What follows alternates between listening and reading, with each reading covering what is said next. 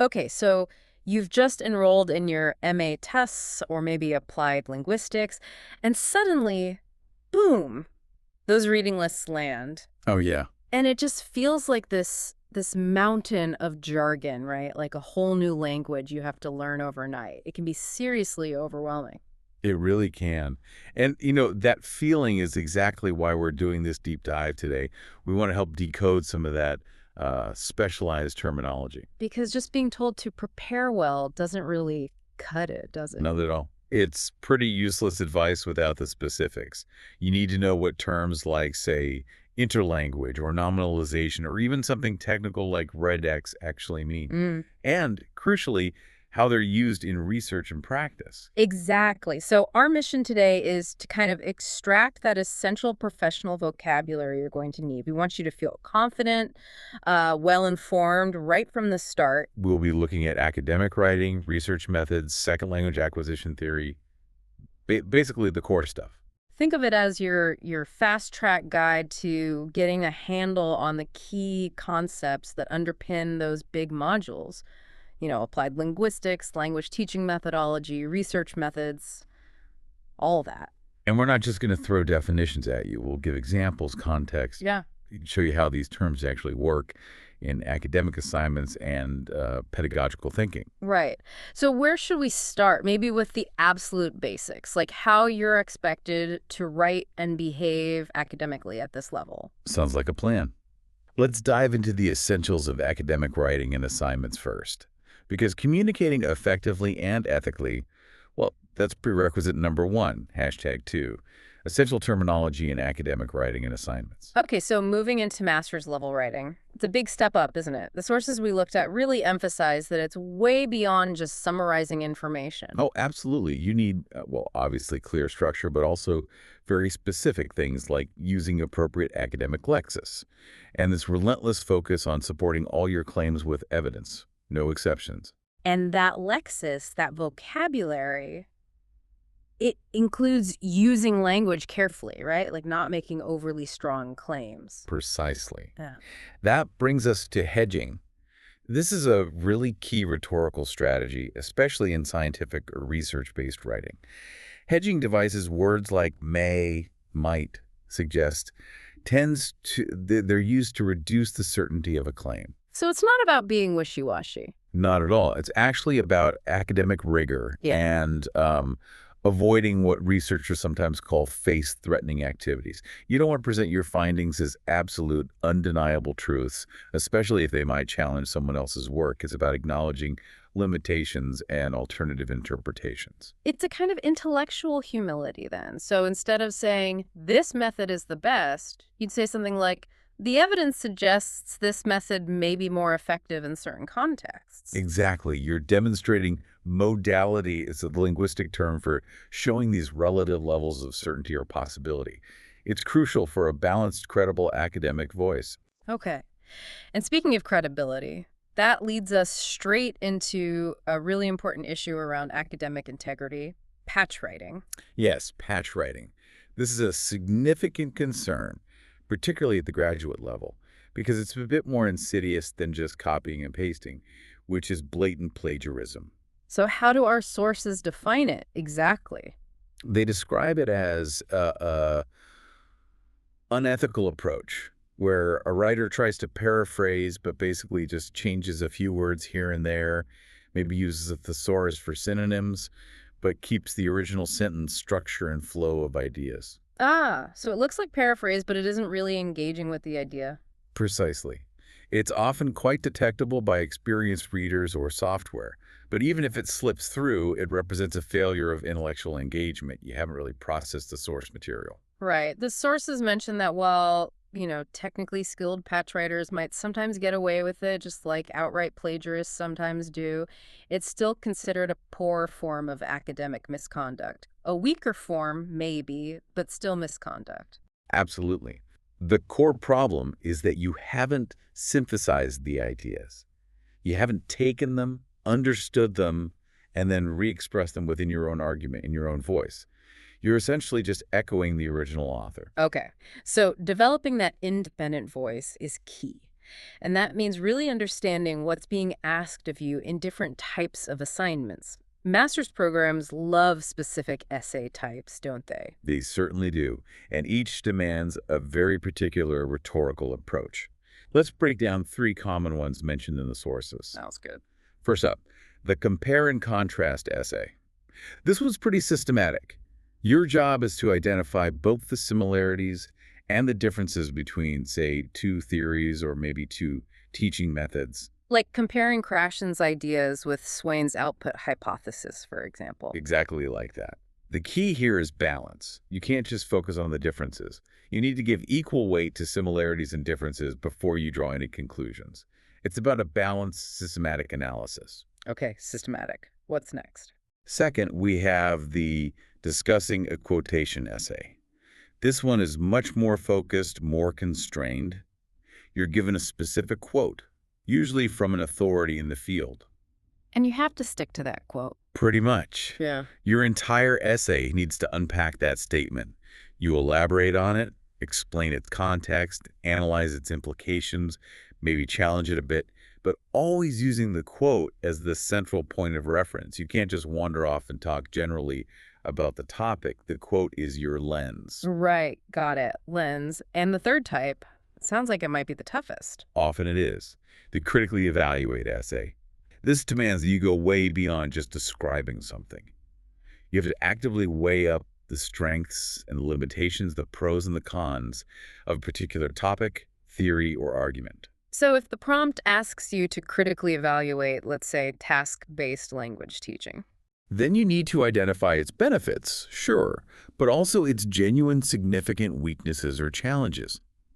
Maybe implementation difficulties in large classes, or problems with assessing task completion, or perhaps theoretical inconsistencies. And you can't just list weaknesses. You need to argue why they are weaknesses and how they impact the overall value or applicability of the approach. It sounds like finding those defensible weaknesses is the real challenge. You can't just make something up. Exactly. You need evidence from the literature to support your claims about limitations. Then you weigh everything up the strengths against these evidence-based weaknesses to reach a nuanced overall judgment. It's about critical thinking in action. Makes sense. Now, besides these big argumentative essays, there are often smaller, more focused tasks, right? Linguistic analysis tasks. Yes, absolutely. These often require you to zoom in on specific features of language, especially academic language. And one concept that comes up again and again is nominalization. Ah, nominalization. I remember wrestling with this. It's basically turning verbs or actions into nouns, right? That's the core idea. It's a really key lexicogrammatical feature of dense academic writing. You take a process, often expressed by a verb, and package it up into a noun, usually using suffixes like hyphenation, aperdation, apiterity, acipinament, meaginess. Can you give an example? Sure. Instead of writing a clause like, the muscles contracted quickly, which is very verb-focused, you nominalize it. The sources mentioned Bloor and Bloor's example. You turn that process into the head noun of a nominal group, like muscular contraction. So contract becomes contraction. Right. Or analyze becomes analysis, develop becomes development. Doing this allows you to treat complex actions or processes as single concepts. You can then say things like, muscular contraction requires energy, making the action itself the subject of the sentence. It packs information incredibly tightly. Which is why academic text can sometimes feel so dense and, well, abstract. You're dealing with concepts built out of actions. Exactly. It's a hallmark of academic prose. Another feature you might analyze in these tasks, which we touched on earlier, is modality. Right, the certainty thing again. Hedging. Precisely. A linguistic analysis task might ask you to specifically look at how an author uses modal verbs, might, could, should, must, will, or other heading devices. Are they expressing possibility, probability, obligation, certainty? Analyzing this pattern reveals a lot about the author's stance and the claims being made in the text. It's about quantifying that level of certainty. Okay, that's super useful for analyzing texts. Before we dive deeper into research methods, though, maybe a quick detour. What happens after the MA for those thinking about doctoral study? Good point. If you're considering going on to get that doctor title, the sources highlight two main pathways. The PhD and the AD. Exactly. First, the PhD, Doctor of Philosophy. This is generally seen as the more traditional route, heavily focused on theoretical research. The goal is typically to generate new knowledge, often culminating in a very large single piece of original research, an 80,000-word thesis, give or take. And that's usually for people aiming for an academic career, like university research and lecturing. Often, yes. It's geared towards deep theoretical exploration and contributing to the academic discourse in a field. Okay. And the other option, the EdD, Doctor of Education. The ADD tends to be more practice-oriented. It's often structured differently, perhaps more modular, and frequently designed for professionals who want to research issues arising directly from their own working context, like teachers, administrators, policymakers. So you might research something directly related to your own classroom or school while still working part-time? That's very common with the ADD. The research often focuses on solving real-world problems in educational practice. It's often seen as ideal for those aiming for leadership roles within educational institutions rather than a purely theoretical research career. But crucially, both lead to the title Dr. Moo. Absolutely. They're both recognized doctoral degrees. The choice really depends on your career goals. Deep theory versus practice-based inquiry and leadership. #3 to 3. The specialized toolkit of corpus linguistics and SLA research. Right. So let's shift gears now into the engine room of a lot of modern applied linguistics research, corpus linguistics, or CL. Yes, CL really changed the game. It moved the study of language away from relying solely on intuition or small examples towards analyzing massive amounts of actual language data. So what is corpus linguistics, fundamentally? At its heart, corpus linguistics is an approach, a methodology. It uses computers to analyze very large collections of authentic, written or spoken language. These collections are called corpora. The singular is corpus. And the computer analysis lets you see patterns you'd never spot otherwise. Exactly. It allows researchers to move beyond what they think people say or write to investigate what they actually do statistically across millions or even billions of words. We can make much more robust claims about how frequent certain words or structures are, where they typically appear, what they co-occur with. That scale is just mind-boggling. So are all corpora the same? Not at all. The sources make a key distinction between general corpora and specialized corpora. Okay, what's the difference? General corpora are designed to be representative of a language as a whole, or at least a major variety of it. Think as the British National Corpus, BNC, or the Corpus of Contemporary American English, COCA. They're huge, often hundreds of millions of words, covering lots of different genres: news, fiction, academic, spoken conversation. They're great for getting baseline information about general language use. And specialized corpora. These are built for a specific purpose. They target a particular type of language use. For example, a corpus of scientific research articles, or a corpus of emails, or very relevant for us, a corpus of language produced by learners. Ah, so that leads us to the learner corpus. Precisely.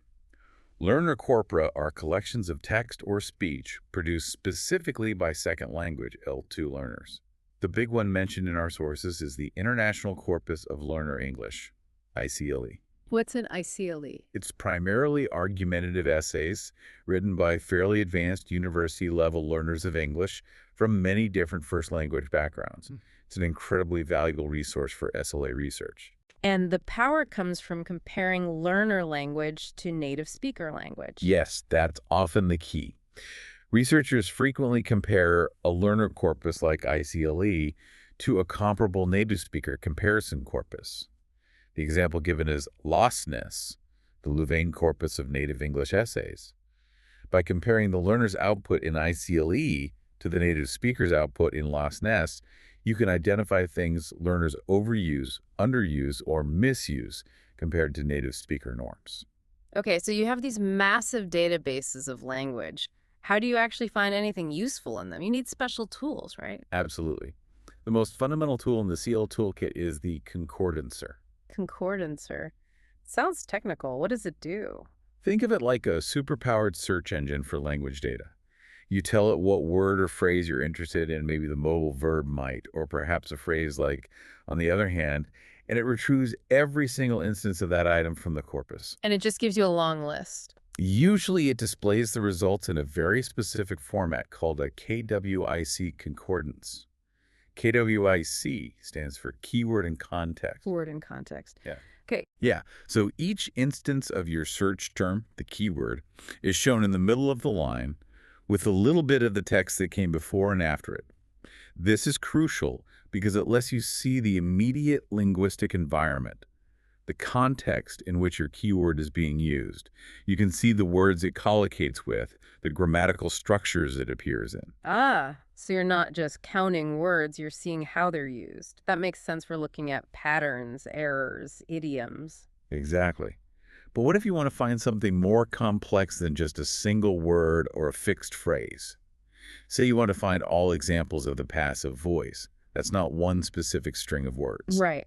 Passive voice can be is eaten, was seen, has been considered, Right. lots of variations. How do you search for a pattern like that? That's where things get really powerful, but also more complex. You use regular expressions, often abbreviated as regex. Regex. Okay, this sounds even more technical. It is, a bit. But the concept is straightforward. A regular expression is basically a sequence of special characters and symbols that defines a search pattern. It's like creating a formula to describe the structure you're looking for. So for the passive voice example, You could write a regex pattern that basically says, find any form of the verb to be, optionally followed by an adverb, followed by a past participle verb form. That pattern would then pull out all instances fitting that grammatical structure, regardless of the specific words involved. wow. Okay, so regex lets you hunt for grammatical structures and complex patterns, not just words. That's a huge leap. It really is. It unlocks a whole new level of linguistic analysis within corpora. But often, before you can run these sophisticated searches, the corpus data itself needs some preparation.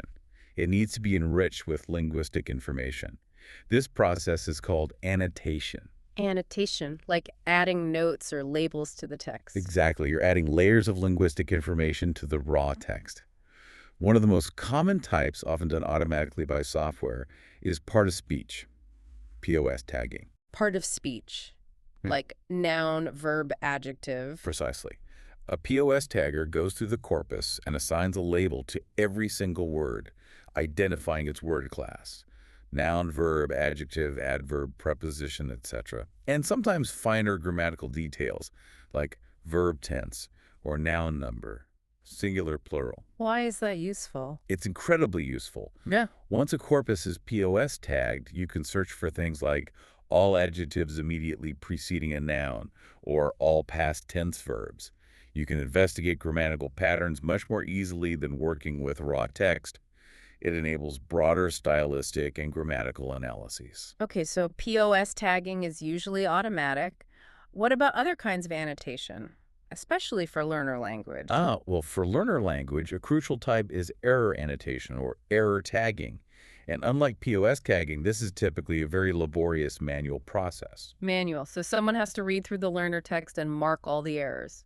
Essentially, yes. Researchers develop a detailed coding scheme or taxonomy of error types. The sources mention the Louvain error taxonomy as a well-known example, which has categories for everything from spelling mistakes and wrong word choices to verb tense errors, word order problems, punctuation issues, and so on. Then, trained annotators go through the learner corpus, identify errors, and assign the appropriate code. That sounds incredibly time-consuming and potentially subjective if people have to manually decide what counts as an error and what type it is. That's a major methodological challenge in learner corpus research. It is subjective to some extent. That's why good error annotation projects use detailed guidelines, multiple annotators, and procedures to check for inter-rater reliability, making sure different annotators are coding errors consistently. It's painstaking, but the resulting annotated data is invaluable for studying learner accuracy. Right, because once you have those error tags, you can calculate error rates and track development. We'll probably come back to that when we talk about accuracy measurements. Definitely. But before we get to measuring development, let's look at a couple more units of language that corpus linguistics helps us identify, particularly related to fluency and idiomaticity. Okay. What are we looking at? Recurring chunks of language. Multi-word units. One key concept is lexical bundles, sometimes called multi-word clusters or n-grams. Lexical bundles, so groups of words that hang out together frequently. Exactly. These are sequences of typically 3, 4, or 5 words that appear together in the corpus far more often than you expect by chance. Examples might be things like, the point is that as a result of the, in the case of, I don't think that, they're identified purely based on their statistical frequency. They don't even have to form a complete grammatical unit. And why are these important for learners? Because using these prefabricated chunks is a key feature of fluent natural language use. Native speakers rely heavily on them. Learner corpora are great for studying the phrasicon, the sort of inventory of multi-word units that learners actually use. Analyzing lexical bundles shows how well learners are picking up on and using this formulaic language. Okay, so lexical bundles are identified by frequency. Is there another related concept? Yes, collocations. This is a closely related idea, but slightly different. Collocations are pairs of words that co-occur statistically more often than chance would predict. The focus is usually on pairs, often a node word, and its typical partners. Like strong coffee, not powerful coffee, or make a mistake, not do a mistake. Those are perfect examples. Corpus linguistics allows us to identify these preferred pairings statistically, and to do that, researchers use specific statistical measures. The sources highlight two important ones, the MI score and the T-score. MI score and T-score, what's the difference? The MI score, Mutual Information Score, is particularly good at detecting collocations that are relatively low frequency overall, but where the two words have a very strong exclusive relationship. Think of technical terms like tectonic plates or fixed idioms like kick the bucket. The words might not appear often, but when they do, they're almost always together. Okay, so MI finds the strong, perhaps rarer pairings. What about the T-score? The T-score is better at picking up collocations where at least one of the words, often the node word, is very frequent. These pairings might not be as exclusive as the high MI score ones, but they are very common combinations in the language. Examples would be like, take a look, strong argument, big difference. Why is this distinction important for L2 research? Because research using these measures often finds that non-native writers, even quite advanced ones, tend to master the high-frequency T-score type collocations reasonably well. But they often struggle with or underuse the lower frequency high MI score collocations, those really strong specific pairings that native speakers use. Why is that? Probably because those high MI pairs are less frequent overall, so learners simply get less exposure to them. Mastering them requires a really deep, nuanced knowledge of the language that takes a lot of time and input to acquire. They're often subtle markers of truly native-like proficiency. #trying for reveals. Core frameworks for measuring language development. Okay, so we've got the tools corpora, concordancers, annotation, ways to find bundles and collocations. Now let's shift to the theoretical side. How do researchers conceptualize and measure language learning itself? The core SLA concepts. Right. Central to almost all modern SLA thinking is the concept of the learner's own developing language system. This is known as the inner language, often abbreviated as IL, or sometimes interlanguage grammar, ILG. Interlanguage, so it's the language the learner produces. It's more than just the output. It's conceived as the learner's underlying linguistic system, their current mental grammar for the L2. Crucially, this system is seen as distinct, systematic, and dynamic. It's not just a flawed version of the target language, the L2, nor is it simply the learner's first language, L1, with L2 words plugged in. It's its own thing, existing somewhere in between the L1 and the L2 target. And it's constantly changing as they learn.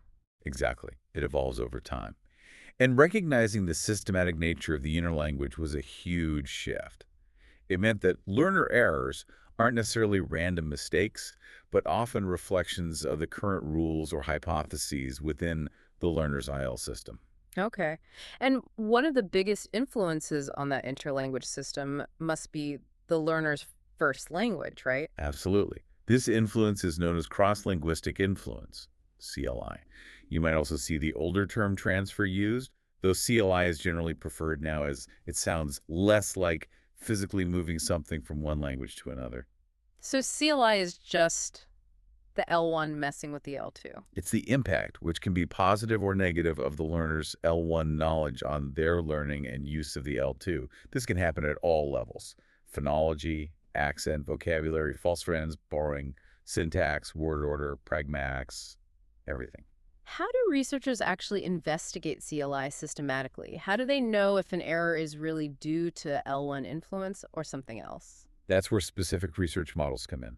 Our sources mention the Integrated Contrastive Model, ICM, as a framework for doing this empirically. Integrated contrastive model. What does it integrate? It integrates contrastive analysis, comparing L1 and L2 structures, with actual learner language data. So, under the ICM, you typically compare three things: data from the learner's L1, data representing the L2 target norm, and crucially, data from the learner's own interlanguage, often collected using learner corpora like ICLE that include learners from various L1 backgrounds. So you compare L1, L2, and the learner's actual output. Yes, this triangulation allows researchers to see if patterns in the learner's IL match patterns in their L1 but differ from the L2, which would be strong evidence for CLI. It helps distinguish genuine transfer effects from, say, universal developmental errors that learners make regardless of their L1. It grounds the study of transfer in real data. Okay, that makes sense. Now, what about theories that try to explain the order in which learners acquire things, like why some grammar points seem harder or come later than others? That brings us to a very influential, though also debated, theory: processability theory, PT, developed initially by Manfred Peinemann. Processability theory. What's the core idea? PT proposes that learners acquire grammatical features of an L2 in a fixed, predictable order. This order is determined by the increasing cognitive processing demands of the grammatical structures themselves. The theory assumes we have a limited capacity language processor. So, simpler structures that require less processing power get acquired before more complex ones that demand more. That's the basic claim. For example, PT predicts a specific sequence for acquiring features of German word order or English question formation or morphological agreement.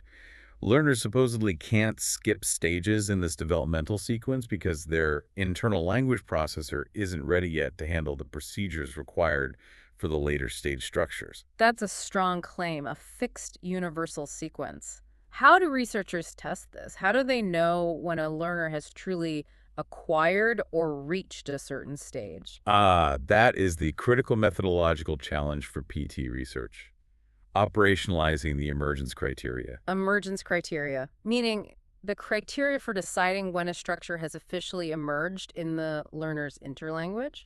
Exactly. It's not enough for a learner to produce a structure once or twice, maybe by chance or by repeating a memorized chunk. To claim they've reached a stage, you need evidence of systematic and productive use. The learner needs to show they can use the structure consistently in different contexts where it's required. How do you measure systematic and productive? Is there a standard? There's debate, but researchers have proposed various criteria. The sources mention Pilates' work suggesting, for instance, that use in a minimum of 4 different linguistic contexts might be needed to confidently claim emergence. Defining these criteria rigorously is essential for actually testing PT's predictions against real learner data. Wow, that level of detail really highlights how complex tracking L2 development is, which seems like a good lead-in to the main framework used to measure overall L2 performance, the CF triad. Yes, the CF triad: complexity, accuracy, and fluency. This has become the standard way to conceptualize and measure different dimensions of L2 proficiency, especially in speaking and writing. It recognizes that proficiency isn't just one thing, it's multi-componential. Accuracy is important, but it's only one piece of the puzzle. Okay, let's break CF down. Start with complexity. What does that involve? Complexity refers to the range and sophistication of the language produced by the learner. Are they using varied vocabulary? Are they using elaborate grammatical structures? The development of corpus tools and natural language processing, NLP, has led to an explosion of ways to measure this. What are some key measures? For syntactic complexity, a classic measure is the mean length of T unit, MLTU. A T unit is basically one main independent clause plus any subordinate clauses attached to it. So longer T units generally mean more complex sentences. Generally, yes. Longer T units usually involve more subordination, embedding, relative clauses, hallmarks of grammatical complexity. There are other structural measures, too, like counting normalized nominal dependence. Within noun phrases, basically, how many modifiers like adjectives or prepositional phrases are packed into noun phrases. More dependence often means denser, more complex structure. Okay, that's grammatical complexity. What about vocabulary complexity? That falls under lexical complexity, or often lexical diversity. The most basic measure here is the type token ratio, PTR. Type token ratio. You simply count the number of different words, types, in a text and divide it by the total number of words, tokens. So a text with 100 total words and 60 unique words would have a TTR of 0.6. Higher TTR supposedly means a wider vocabulary range. Supposedly. Sounds like there's a catch. There's a huge catch. The simple PTR is extremely sensitive to text length. As a text gets longer, it's natural for words to be repeated more often. So the TTR automatically tends to go down as text length increases, regardless of the speaker's or writer's actual lexical sophistication. Oh, right. So someone writing a long, proficient essay might get a lower TTR score than someone writing a short, simple paragraph just because of the length difference. Exactly. It's a major methodological flaw. A highly proficient writer could score lower than a beginner on simple TPR if their text is much longer. It's seriously unreliable for comparing texts of different lengths. So what's the solution? Researchers must have figured out ways around this. They have. This led to the development of various length-corrected indices of lexical diversity. The sources mention Gouraud's index, which uses the square root of the token count in its calculation, and more sophisticated recent measures like MTLD, measure of textual lexical diversity, which try to model the relationship between types and tokens more robustly as the text unfolds. These aim to give a score that's less biased by the sheer amount of text. Okay, so measuring complexity, both syntactic and lexical, is quite nuanced. Let's move to the second part of CAF, accuracy. Accuracy is, conceptually, simpler. It's defined as how well the learner's language conforms to the norms of the target language, or, put another way, the ability to produce language that is free from errors. Seems straightforward, is it? Well, defining error and target norm can sometimes be tricky, especially with evolving language use. But the bigger challenge is measuring accuracy reliably. This relies heavily on that careful, often manual, error annotation we talked about earlier. Right. So assuming you have your errors identified and tagged, how do you quantify accuracy? There are several ways. You could just count the total number of errors, raw frequencies, but that's not very informative on its own, as longer texts will naturally have more errors. So you need ratios. Exactly. Ratios or indices are much better. Common ones include calculating errors per 100 words or error-free clauses as a percentage of total clauses. The sources also mention measures like target-like utterance counts or analyzing, used in obligatory context, UOC, looking at how often a learner uses a form correctly when it's grammatically required. And there was another one mentioned for tracking change, POA. Yes, potential occasion analysis, POA.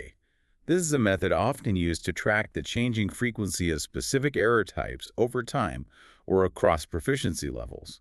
For example, studies using the Louvain taxonomy with POA have tracked how certain grammatical errors, like subject-verb agreement, significantly decrease as learners move from, say, an intermediate B1 level to an upper intermediate B2 level, while other error types might persist longer. It allows for a more fine-grained picture of accuracy development. Okay, complexity and accuracy covered.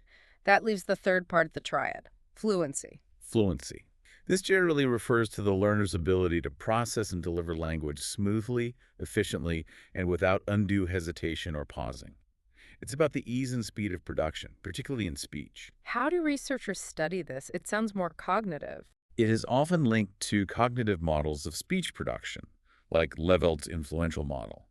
Leveld proposed stages like conceptualization, thinking what to say, formulation, finding the words and grammar, and articulation, physically speaking. Fluency breakdowns are often seen as problems occurring mainly in the formulation stage. The speaker knows what they want to say, but struggles to encode it linguistically quickly enough.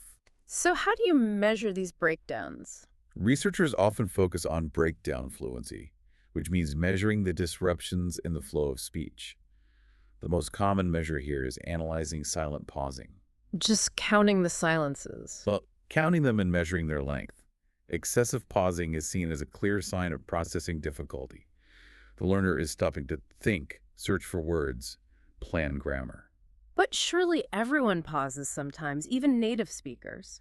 How long does a pause have to be to count as a sign of difficulty? That's been a major methodological headache. Establishing an objective empirical cutoff point for what counts as a hesitation pause, indicating cognitive load, versus a normal articulatory pause has been tricky. Studies used to use all sorts of different cutoffs, 200 meters, 500 meters, even a full second. Making results hard to compare, I imagine. Exactly.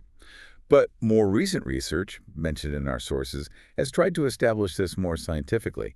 There's evidence suggesting that using a cutoff point around 250 to 300 milliseconds, a quarter to a third of a second, provides the best correlation between the number of silent pauses and other independent measures of L2 proficiency or cognitive processing speed. Wow. So they've actually found an optimal threshold based on data. It seems so.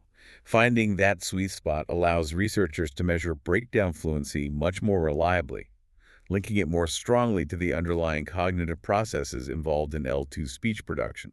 It moves fluency measurement towards a more principled, scientific basis. Hashtag V, pedagogical terminology, and final synthesis. Okay, so CF complexity, accuracy, fluency gives us this detailed framework for measuring L2 development. It's interesting to think how older teaching methods maybe prioritize one of these over the others, perhaps unintentionally. That's a great point. Looking back at historical methods really highlights the different dimensions of proficiency. Let's take two contrasting examples mentioned in the sources. First, the old grammar translation methodology, GTM. Ah, yes, GTM. Lots of rule memorization, translate a sentences back and forth between L1 and L2. Exactly. Students were taught grammar rules deductively. Okay. Here's the rule, now apply it. The L1 was used heavily for explanation and translation. The primary, almost exclusive focus was on accuracy. Getting the grammar perfect on paper. Precisely.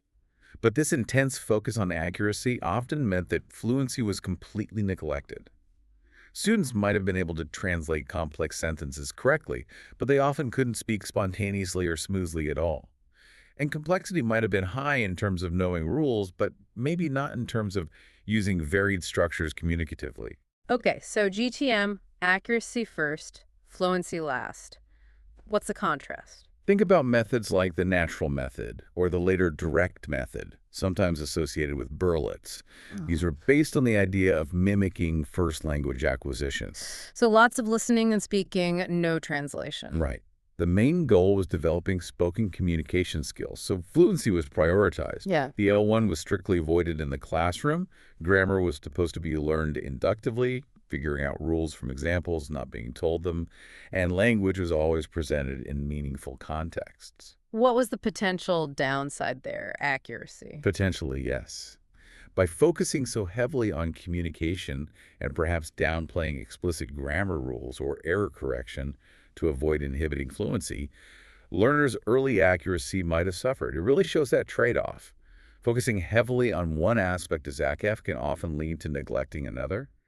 That's why the SICF triad is so useful as an analytical tool. It reminds us proficiency is multifaceted. Right. So moving away from those historical methods, how does the kind of research we've been talking about, corpus linguistics, actually feed back into the classroom today? One significant way is through an approach called data-driven learning, DDL. Data-driven learning. So learners using the data themselves? Exactly.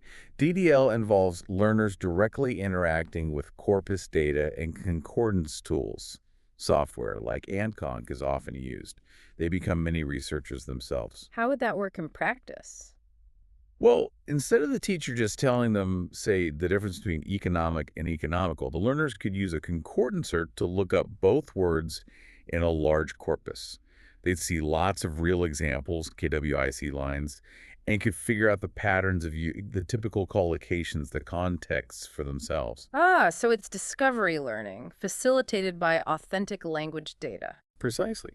They might use it to investigate a grammar point they're unsure about, check collocations, compare their own writing to native speaker patterns, or even analyze their own errors if they have access to a corpus of their own work. It connects linguistic theory and corpus findings directly to the learning process. It empowers learners to make evidence-based hypotheses about language. That sounds really powerful. Okay, so we've covered a lot of ground here. We started by acknowledging how daunting those MA reading lists can be with all the specialized terminology. We really did.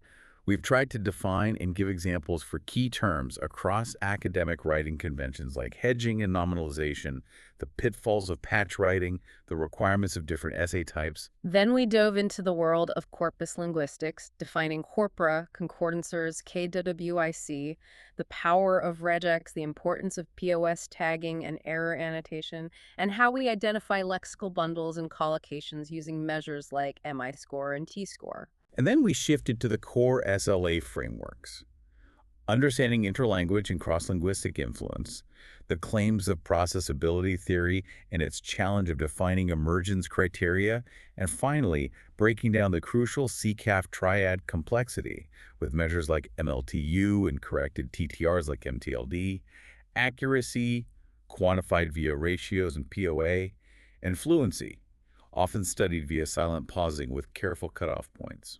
We even touched on how historical methods like GTM and the direct method prioritize different aspects of CCAF, and how modern approaches like DDL bring corpus insights into the classroom. And all this terminology, really, it forms the bedrock of those core MA modules. Applied linguistics, language teaching methodology, research methods. Understanding these terms isn't just about passing exams. It's about gaining the professional knowledge base needed to engage critically with the field, to understand the research, and potentially to conduct your own. Which brings us, I guess, to our final synthesis. We've dissected all these incredibly precise terms and measures. What's the big takeaway for you, the listener, grappling with all this detail? Why does this level of precision matter? Well, I think what's really fascinating is that this constant drive for more precise terminology, nailing down the exact pause duration for fluency, finding better ways to measure lexical diversity, meticulously defining error types or emergence criteria. It reflects a deeper understanding that's emerged in SLA research more recently. Which is? It's the understanding, often framed through complexity theory or dynamic systems theory, CDST, that second language development is not a simple linear climb up a ladder. It's a complex, dynamic, often nonlinear process. Meaning you don't just steadily get better. Exactly. Learners fluctuate. They might seem to plateau or even regress temporarily in one area while making progress in another.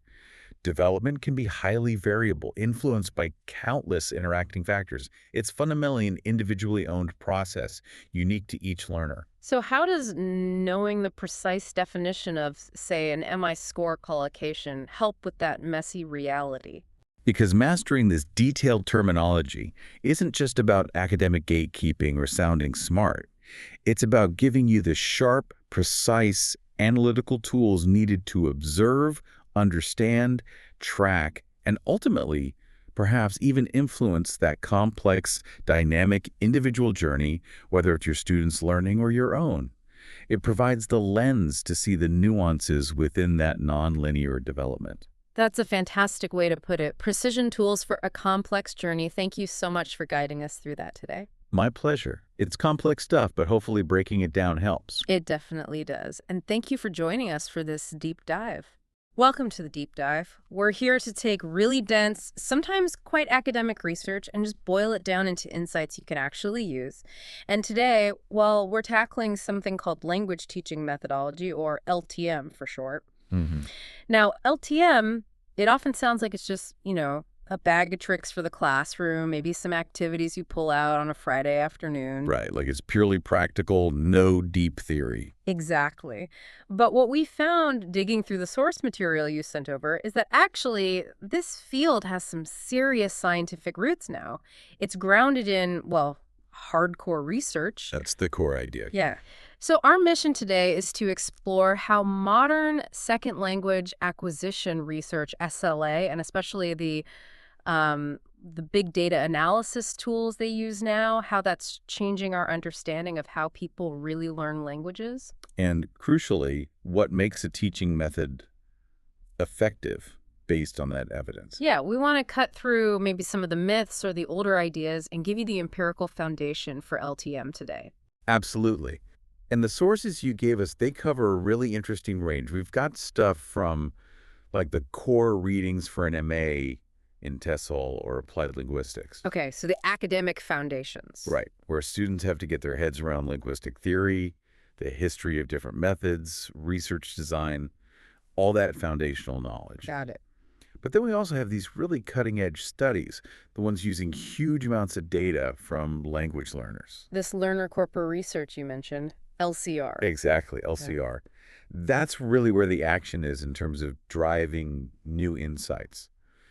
So we're seeing this convergence, from the big historical debates down to tiny details like literally how long someone pauses when they speak. And pulling lessons from all of that. That's the plan. It gives you a really efficient way to understand how the field moved from relying on, say, intuition, or maybe just one teacher's experience. Or small case studies. Yeah, exactly.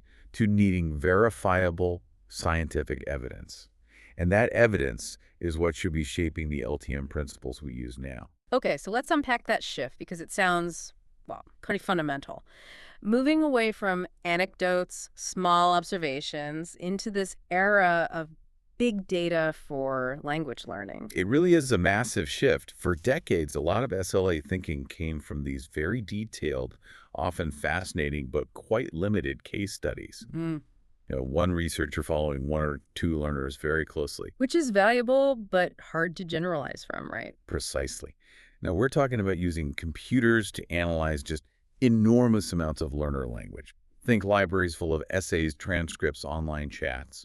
That sheer scale must change how researchers even approach questions. It completely changes the approach. Yeah. This field, corpus linguistics or CL, it's all about studying language by analyzing these huge data sets with computers. The ideas were sort of bubbling up in the 1960s. Okay. But it was really the 1990s when computers got powerful and affordable enough that it just exploded. Now you can analyze millions, sometimes even billions of words. Billions. Wow. Okay, so that capability, that sheer amount of data, why did SLA specialists latch onto it? What problems did it solve for them? Well, people like Florence Miles, a key researcher in this area, point to two main reasons, really. First, it tackles that big issue of generalizability. Right, the problem with the one learner studies. Exactly. A lot of the early foundational ideas in SLA came from those detailed case studies, or maybe small groups of learners. Corpora let researchers test those same ideas, those hypotheses, but against huge, diverse, carefully collected data sets. So you can see if a finding from, say, 2 French learners of English also holds true for thousands of Chinese learners of English or Spanish learners or whatever it might be. Precisely. It lets you check if the finding is robust across different contexts, different first languages, different proficiency levels. It adds that layer of validation. Okay, that makes sense. And the second reason? The second one is more practical, but just as important. It's about making the research process itself much, much easier and more powerful through technology. The fact that these corpora are electronic changes everything. Think about trying to study, say, how learners use passive verb forms compared to native speakers. In the old days, you'd have to sit down with stacks of essays and manually find and code every single passive construction. Oh man, that sounds incredibly tedious. Months of work, probably. Easily. Yeah. Now, with computational tools, you can use these things called regular expressions. They're like highly specific search patterns. You write a pattern, something like tag VB01, tag VVN. Okay, that looks pretty technical. It is, but what it basically tells the computer is, find me any form of the verb to be, maybe followed by one optional word, then followed by a past participle, and boom. The computer pulls up every single instance, matching that pattern across millions of words instantly. Wow, so it automates that painstaking search process. Completely. It allows for this systematic, exhaustive retrieval. The computer doesn't miss any examples that fit the pattern, and that's fundamental to quality LCR. It lets researchers discover patterns and make comparisons at a scale that was just impossible before. That speed and exhaustiveness must really accelerate how quickly insights can feed back into LTM, right? You're not waiting years for someone to manually count things. Absolutely. The pace of discovery is much faster. Okay, so we've got these massive data sets. You mentioned different types of corpora earlier. Can you clarify that? There's like a baseline and then the learner-specific stuff. Yeah, that's a key distinction.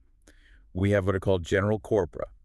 Think of the British National Corpus, the BNC, or the Corpus of Contemporary American English, COCIA. These are huge collections of general native speaker language, written and spoken. So they act as the benchmark. Like, this is how native speakers typically use the language. Exactly. They provide the reference point for target language norms. Then you have the specialized learner corpora, the LCR we've been talking about. These are collections specifically of language produced by learners. That's the data SLA researchers analyzed to understand the learning process itself. And have these learner corpora evolved over time? Dramatically. Early LCR studies might have just focused on one main variable, maybe the learner's first language, their L1, Wow. comparing how Spanish speakers learn English versus how Japanese speakers learn English. Okay. But now, thanks to better data collection and computational tools, researchers can track and analyze loads of factors all at once. Things like, did the learner have time to plan before speaking or writing? What type of text were they producing? An email, an academic essay, a casual chat? So context matters hugely. Hugely.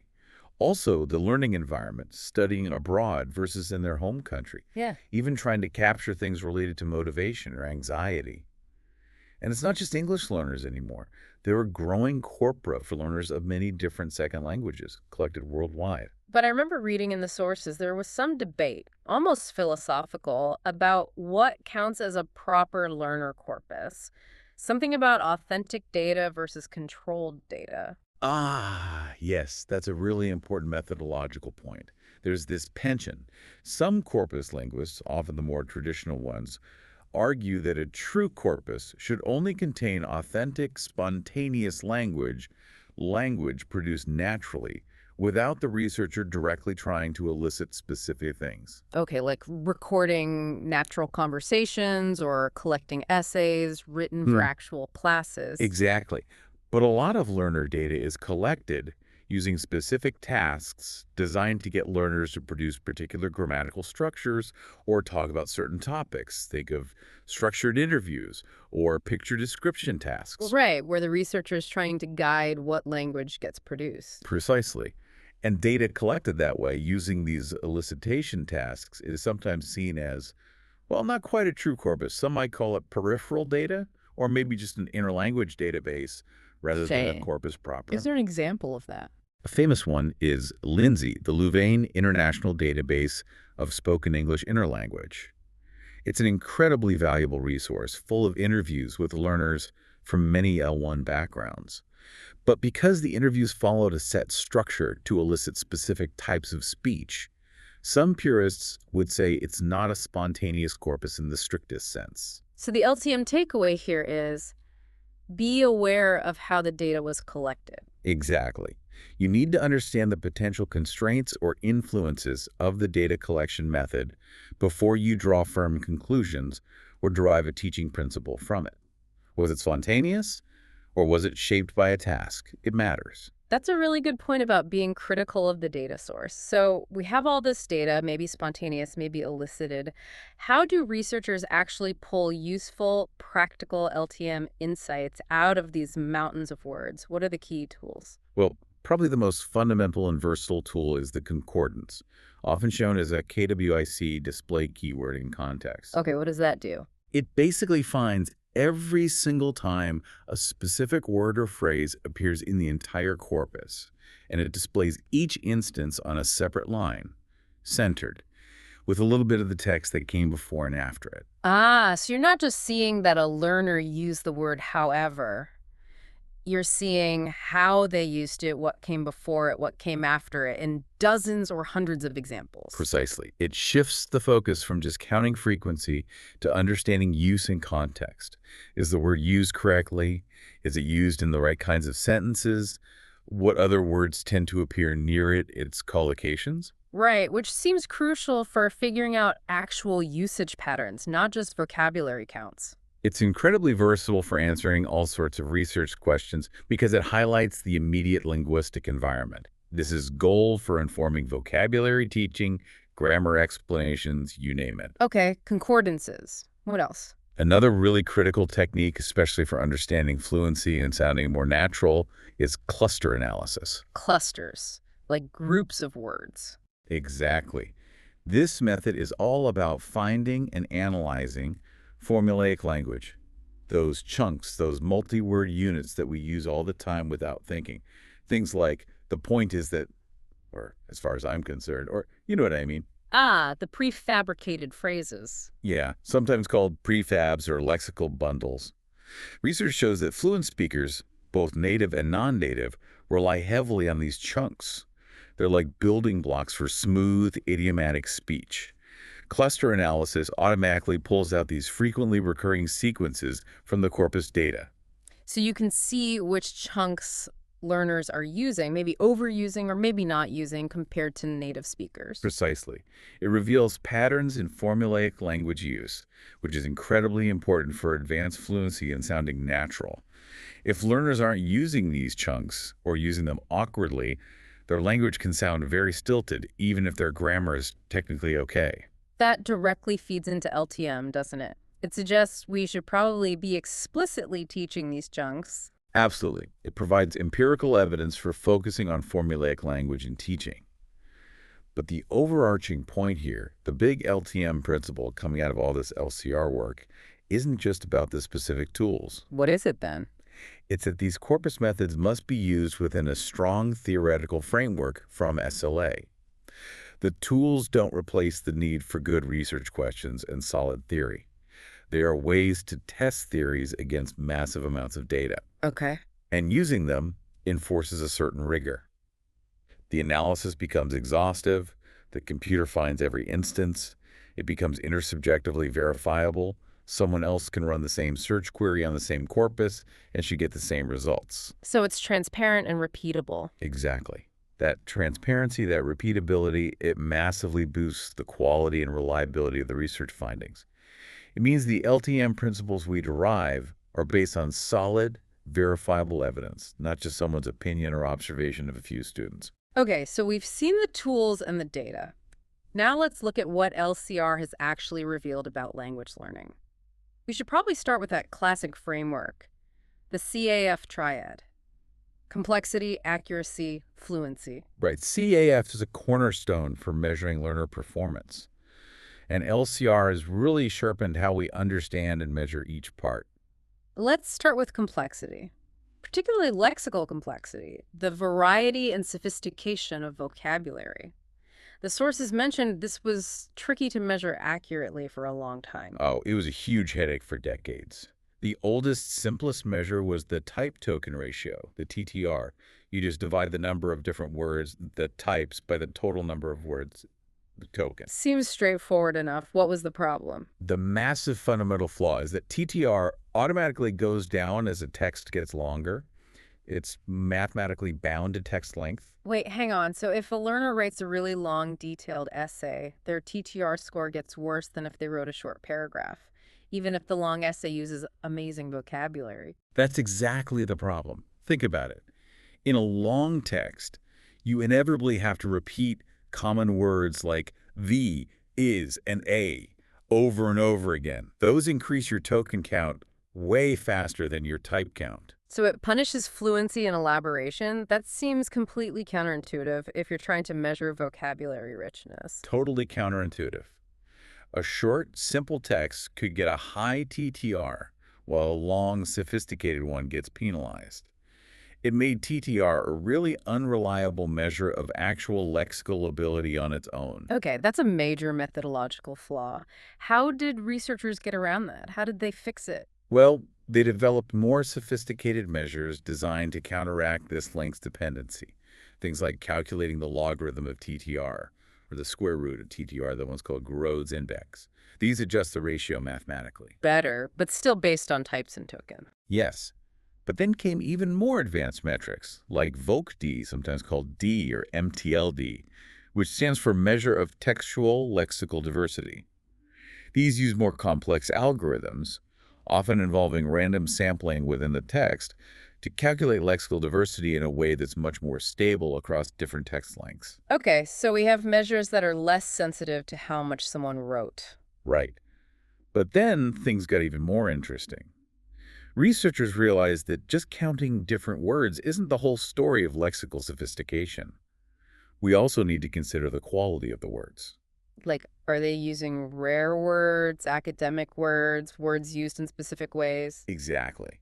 And this led to the development of tools like TALIS. That's the tool for the automatic analysis of lexical sophistication. It's this amazing piece of software that calculates, get this, over 500 different indices of lexical complexity. 500, wow. What kind of things does it measure? All sorts. It looks at word frequency, obviously, are they using common or rare words? But also things like word range. How many different texts or contexts does a word typically appear in?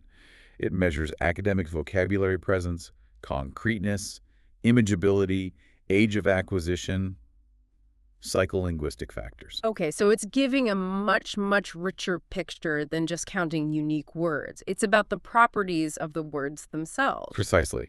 It allows researchers and potentially curriculum designers to move way beyond just frequency and get a really nuanced understanding of a learner's actual lexical resources and sophistication. That's fascinating.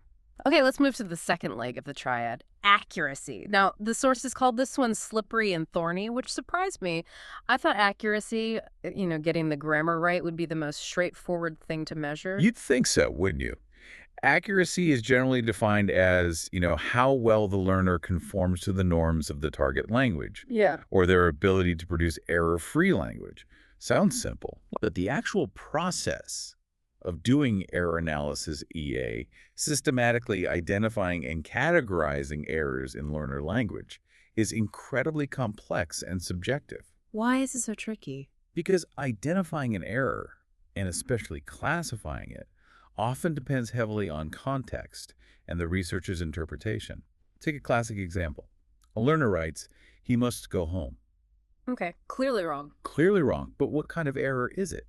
Is musts an error in morphology because they've incorrectly added an S, like they would to a regular verb in the third person singular? Or is it a syntactic error involving the modal verb must, which shouldn't take an S at all? Huh, I see. You could argue it either way. Exactly. And how you decide to tag that error affects your overall count of morphological versus syntactic errors.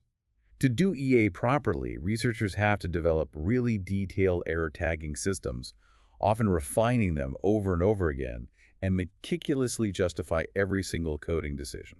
Otherwise, the results are just inconsistent and unreliable. That sounds like a huge potential pitfall if different studies use different tagging rules. The results wouldn't be comparable. It's a major challenge for comparability, yes.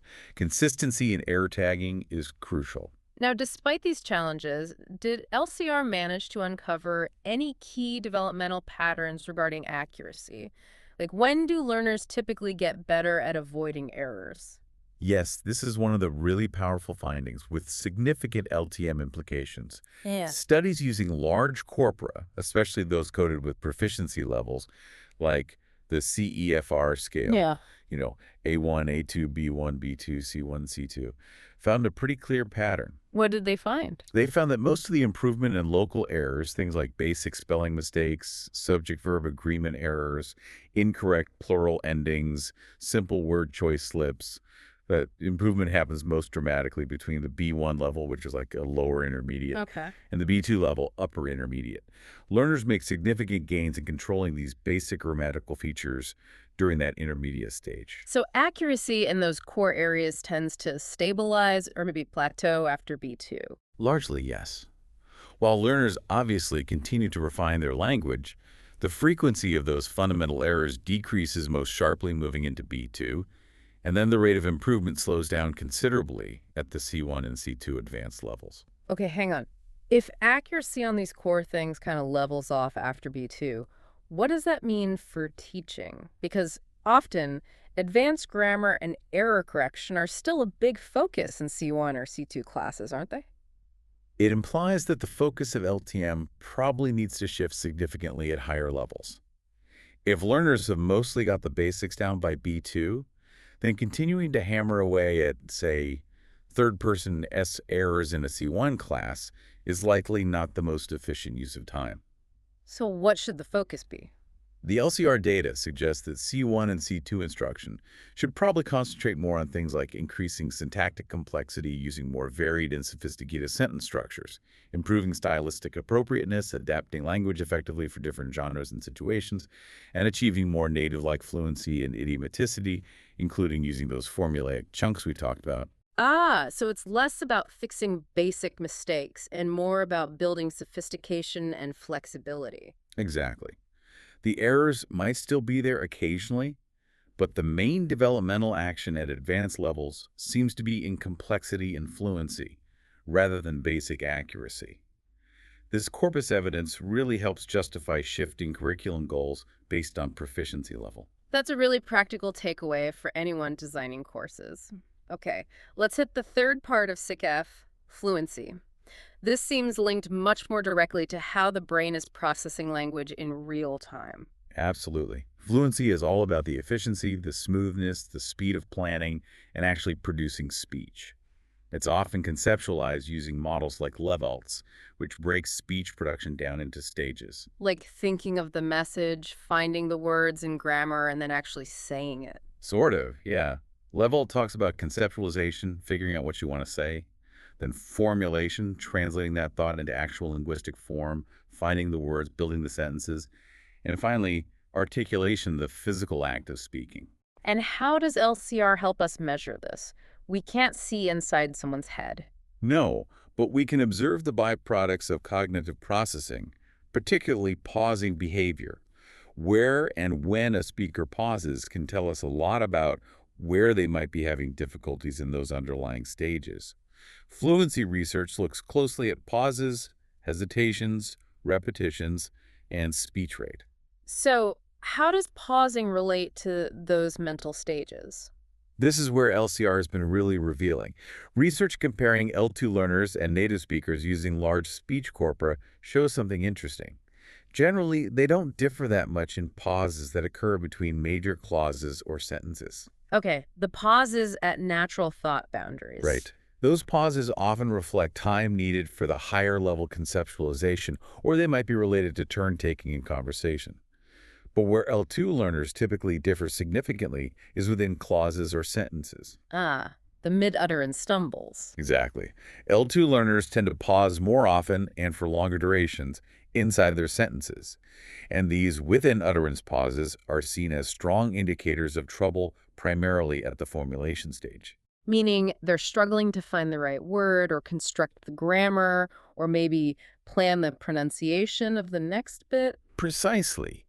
They've got the idea, conceptualization, but converting it into smooth linguistic output, formulation, is causing a bottleneck. This is often a direct reflection of L2 knowledge or skills that haven't become fully automatic yet. It's where the fluency vulnerability really shows. Okay, that makes sense. Now, did LCR help standardize how we measure these crucial pauses? I imagine people used to just eyeball it or use different cutoff points. Exactly right. That was a huge problem for comparing fluency studies. One researcher might count any silence over 100 milliseconds as a pause. Another might use 500 meters. Another might use a full second. The results were all over the place. So no consistency. No consistency. But LCR provided the large data sets needed to empirically test this. Researchers analyzed massive amounts of learner speech, measured pauses using various cutoff thresholds, from very short to quite long, and then correlated those pause measures with independent measures of the learner's overall L2 proficiency. To see which pause length best predicted proficiency. Exactly. And the results were surprisingly clear. They found that using a relatively low cutoff point for silent pauses, somewhere in the range of 250 to 300 milliseconds, produced the strongest and most reliable correlation with L2 proficiency scores. Quarter of a second, basically. Roughly, yeah. Pauses shorter than that are often just natural articulation transitions, even for native speakers. But pauses longer than about 250, 300 meters seem to be the ones that most reliably signal those formulation difficulties related to being an L2 learner. So that gives us a concrete, evidence-based principle for LTM. Absolutely. It provides a scientifically validated benchmark. Fluency training activities can be designed specifically to help learners reduce the frequency and duration of pauses above that 250 meters threshold. An assessment can use that threshold for more reliable measurement. It takes the guesswork out of defining a hesitation. That's really useful. Okay, let's zoom out for the last principle from this section. Principle 4. Nonlinear development and the idea of individual trajectories. This brings in something called complexity theory or dynamic systems theory. Yes, CDST, complexity and dynamic systems theory. This is a really important theoretical lens that's gained a lot of traction in SLA, and it kind of challenges some traditional views of learning. How so? Well, it pushes back against the idea that language learning is this neat, orderly, step-by-step process where you just accumulate knowledge linearly until you reach native-like competence. Like climbing a ladder, rung by rung. Exactly. CDST says, no, it's not like that at all. Language learning is viewed as a complex, dynamic system. And systems like that are inherently nonlinear. They can be unpredictable. They have periods of stability followed by sudden changes. And critically, the process is fundamentally individually owned. Individually owned, meaning everyone's path is different? Essentially, yes. While there might be general developmental stages, the precise route, the speed of progress, the way different aspects of language interact and develop that's unique to each learner, LCR, especially longitudinal LCR that tracks the same learners over time, provides strong evidence for this. How does the data show nonlinearity?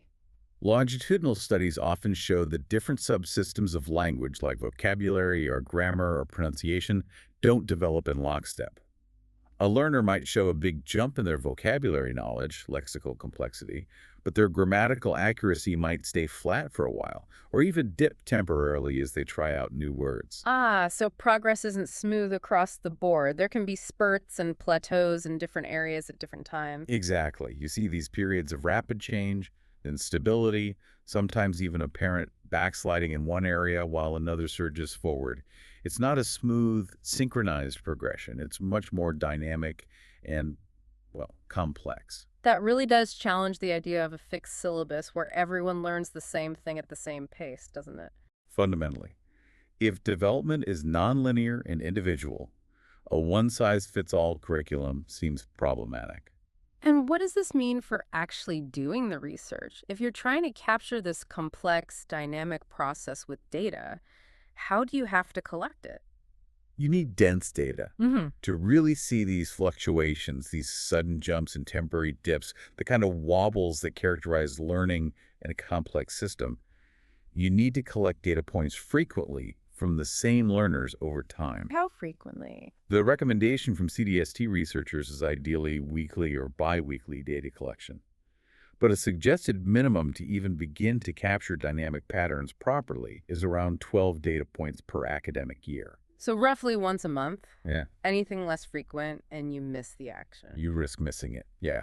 If you only test learners at the beginning and end of a semester, for example, All those crucial developmental dynamics, the ups and downs, the reorganizations just get averaged out. You might see overall progress, but you completely miss how that progress actually happened. So the methodological principle for LCR here is density of data collection over time. Yes. And the related LTM principle for teachers and curriculum designers is the need to recognize and somehow accommodate this inherent nonlinearity and individual variability in the learning process itself.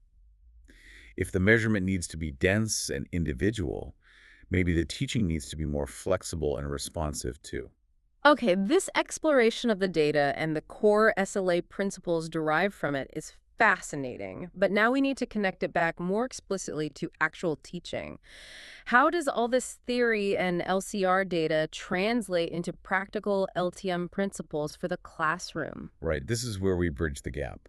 And a key theme that emerges here is this fundamental tension in SLA research itself, a tension that directly impacts methodology. What's the tension? It's the tension between needing natural, authentic data, the kind you get from spontaneous corpora, showing what learners actually produce when left to their own devices, Okay, like we discussed with LCR. versus needing controlled experimental data, which is often necessary to figure out what learners actually know or can do, even if they don't spontaneously show it.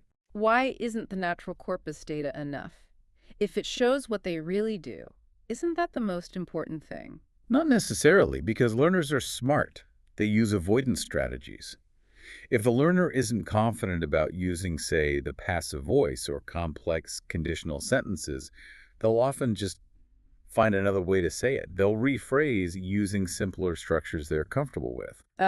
So the spontaneous corpus data might look cleaner or less error-filled than their actual underlying knowledge would suggest. Exactly. Their performance in the corpus might mask gaps in their competence because they're actively avoiding the tricky bits. This really is something called the comparative fallacy. The comparative fallacy, what's that? It's the trap of only evaluating L2 learners by comparing them directly against the standard of an idealized monolingual native speaker. Doing that can sometimes obscure important things about the learner's own developing language system, their interlanguage. We need to understand their system on its own terms, including what they find difficult or avoid. So to see what they can't do or what they avoid, we need more controlled methods. Precisely. That's where experimental tasks come in. Things like acceptability judgment tests, where learners have to rate sentences, some grammatically correct, some not on a scale of how natural they sound, or maybe sentence combining tasks or elicited imitation, where you try to push them to produce specific structures. So you force them into situations where they can't easily avoid the target language feature. Right. These tasks help researchers probe the learner's underlying competence, their mental grammar, maybe even things like how certain they feel about a particular rule. They tap into knowledge that might not surface in spontaneous production. Okay, so the big LTM principle emerging here is that we really need both kinds of data, the natural stuff and the controlled stuff. Absolutely. It's a mixed methods approach.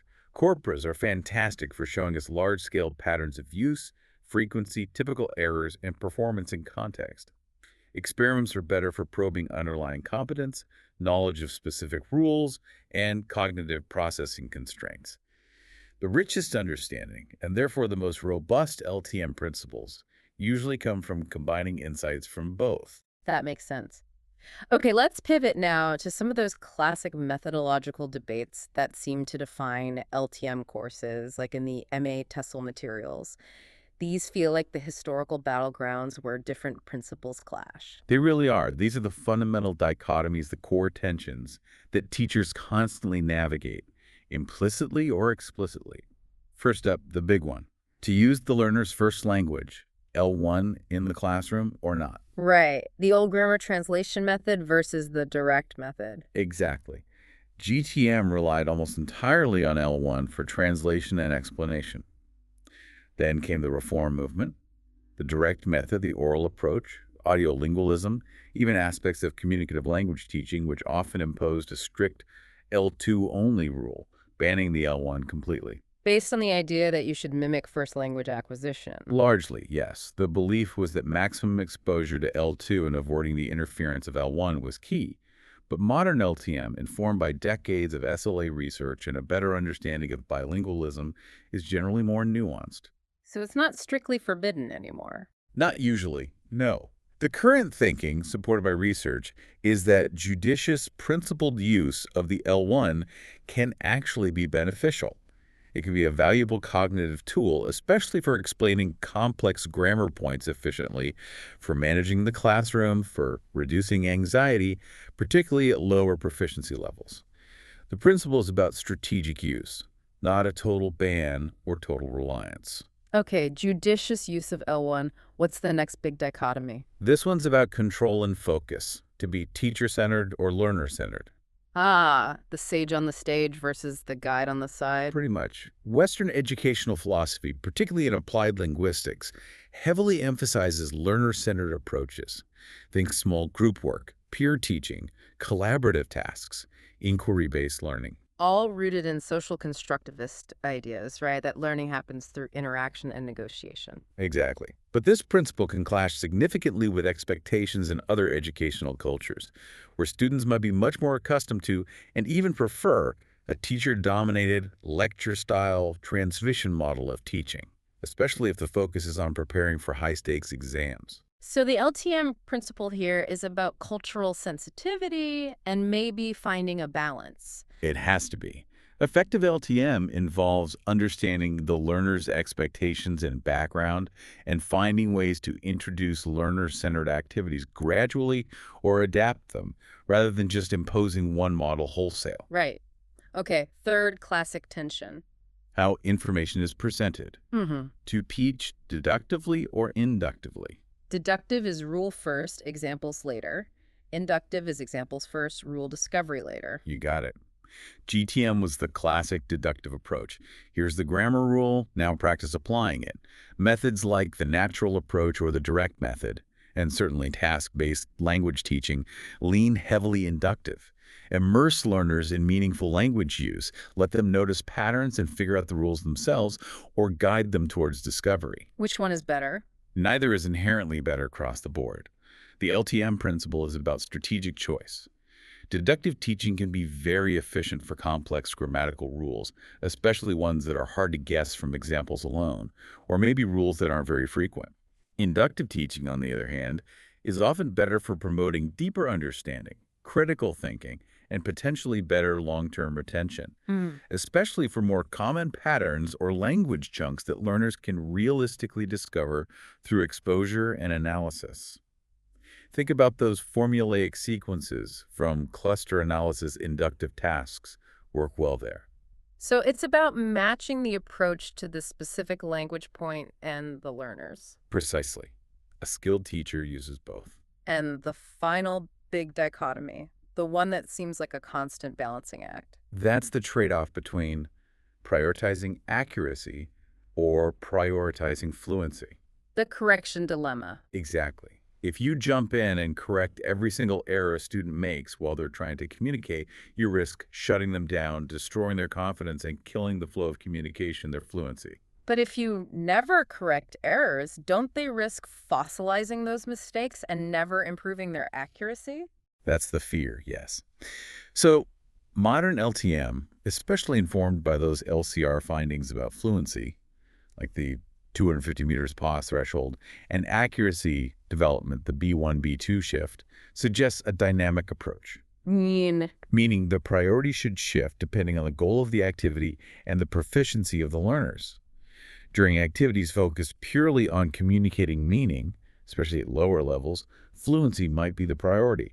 Let them talk, build confidence, get their message across, even with errors. Okay. But during activities specifically designed to focus on form, or when preparing for tasks where accuracy is crucial, like exams or formal writing, then prioritizing accuracy and providing clear corrective feedback becomes more important. The LTM principle is about purposeful shifting of focus, not a fixed stance. Right. Having a clear rationale for when you're focusing on fluency and when you're focusing on accuracy. Okay, let's move beyond these broad dichotomies to some specific methodologies mentioned in the sources that seem well supported by current SLA thinking. Task-based language teaching, TBLT, came up. Why does that get a thumbs up from researchers? TBLT aligns really well with a lot of current SLA theory, particularly the idea that language is acquired implicitly through using it for meaningful purposes.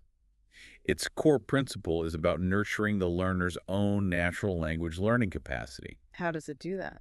Instead, starting with a grammar point, today we learned the present perfect, TBLT starts with a communicative task the learners need to complete, like planning an event, solving a problem, creating something together.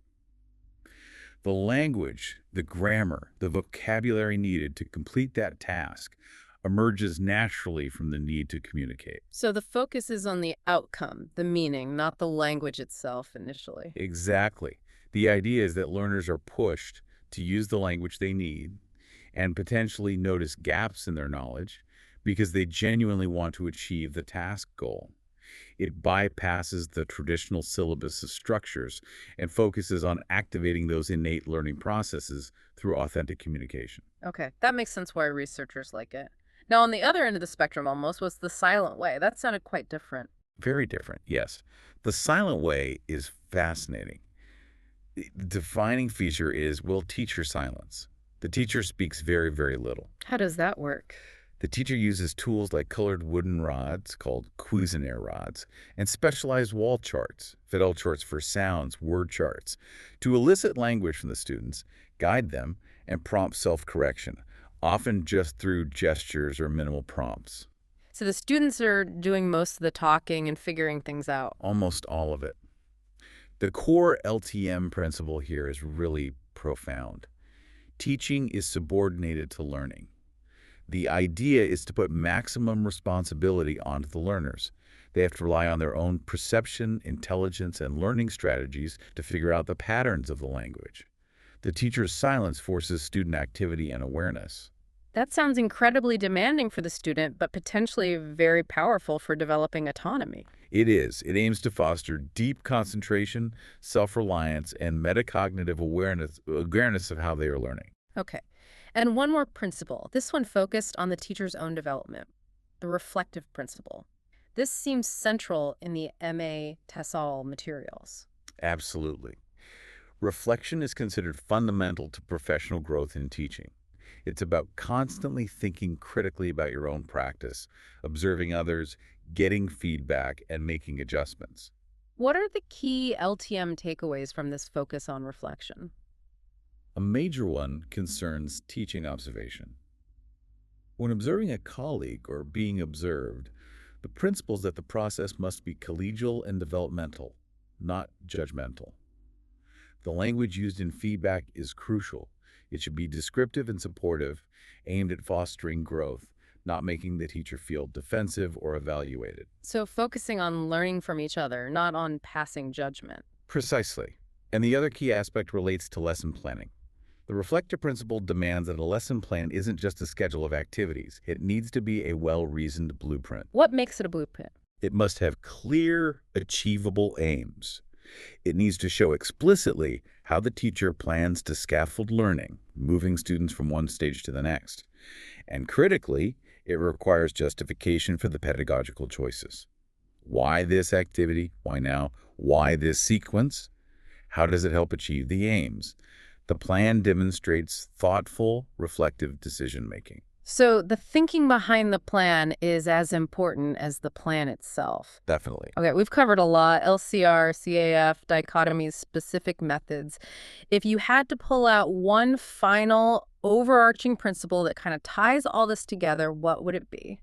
I think it has to be the pluralistic principle. Looking back at the history of methods, the method wars, where people argued vehemently for one approach over all others, LCR and modern SLA theory really show us that was misguided. Why? Because language itself is incredibly complex. Huh. It involves patterns like the chunks from cluster analysis. It involves rules like grammar. And it involves interaction, context, individual cognition, all sorts of things. And learning is equally complex and multifaceted. So no single method could possibly capture all of that. Exactly. The pluralistic principle rejects adopting or discarding any method wholesale. Instead, it recognizes that there's probably value in parts of many different approaches. GTM might have useful elements for certain types of analysis. Direct method principles might be good for initial immersion. TBLT is great for fluency and communication. Even the silent way offers powerful insights into learner autonomy. So the modern informed teacher is like a curator, selecting and adapting techniques based on evidence and context. That's a great way to put it. It's about understanding the underlying principles, drawing on the empirical evidence from SLA and LCR, and making informed, flexible choices based on the specific learners, the specific language goals, and the specific context. It's about principled eclecticism, not dogmatic adherence to one best way. Hashtag outro. Wow. Okay, that really brings it all together. This has been quite a deep dive, really showing how language teaching methodology today isn't just guesswork. It's increasingly driven by this incredibly detailed empirical data coming out of learner corpus research. We've gone from these broad concepts of complexity, accuracy, fluency, to seeing how LCR provides specific, measurable benchmarks like that 250 millisecond pause threshold for fluency. Right, and how it reveals developmental patterns like the Yeah. B1, B2 accuracy spurt, which should shape our teaching focus. And we've navigated those classic methodological tensions L1 used, teacher versus learner focus, deduction versus induction, accuracy versus fluency, seeing how a modern pluralistic approach, informed by data, helps us make smarter choices. And crucially, it's about moving beyond that old comparative fallacy. We need to stop judging learners solely against some idealized monolingual native speaker norm, Right. and instead appreciate their developing interlanguage as a valid system in its own right, understanding its complexities through both corpus and experimental data, embracing a more multilingual perspective on learning. That recognition of complexity, both in the language data and in the individual learner, really sets up a challenging final thought, doesn't it? It really does. We've talked a lot about complexity and dynamic systems theory, CDST, and how the research, especially the need for that dense longitudinal LCR data, confirms that L2 development isn't linear. It's dynamic, it's often unpredictable in the short term, and it's fundamentally an individually owned process. Meaning everyone's journey is unique in its specific path and pace. Exactly. The rate, the trajectory, the way different skills develop it vary significantly from person to person. The science points strongly towards individual divergence. So the provocative question this leaves us with, especially for educators and people designing language programs, this. Okay. If L2 development is scientifically shown to be this nonlinear, individually owned process, how can we possibly create a single, standardized, rigidly paced curriculum, the kind still used in so many institutions, and expect it to effectively serve all learners equally? How do we reconcile the industrial model of education with the scientific reality of individual learning paths? Welcome back to the Deep Dive. This is where we take a huge stack of research, articles, all that dense stuff, and really boil it down to what you actually need to know. Yeah. Today, we are getting into something fundamental, language teaching methodology. We're going on a bit of a journey, actually.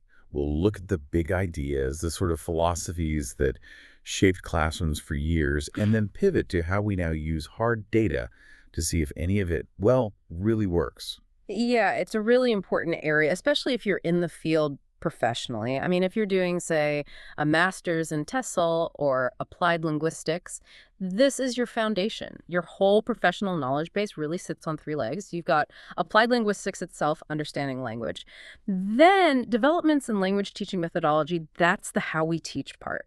And crucially, research methods, how we actually know what's effective, moving past just, gut feelings to actual evidence.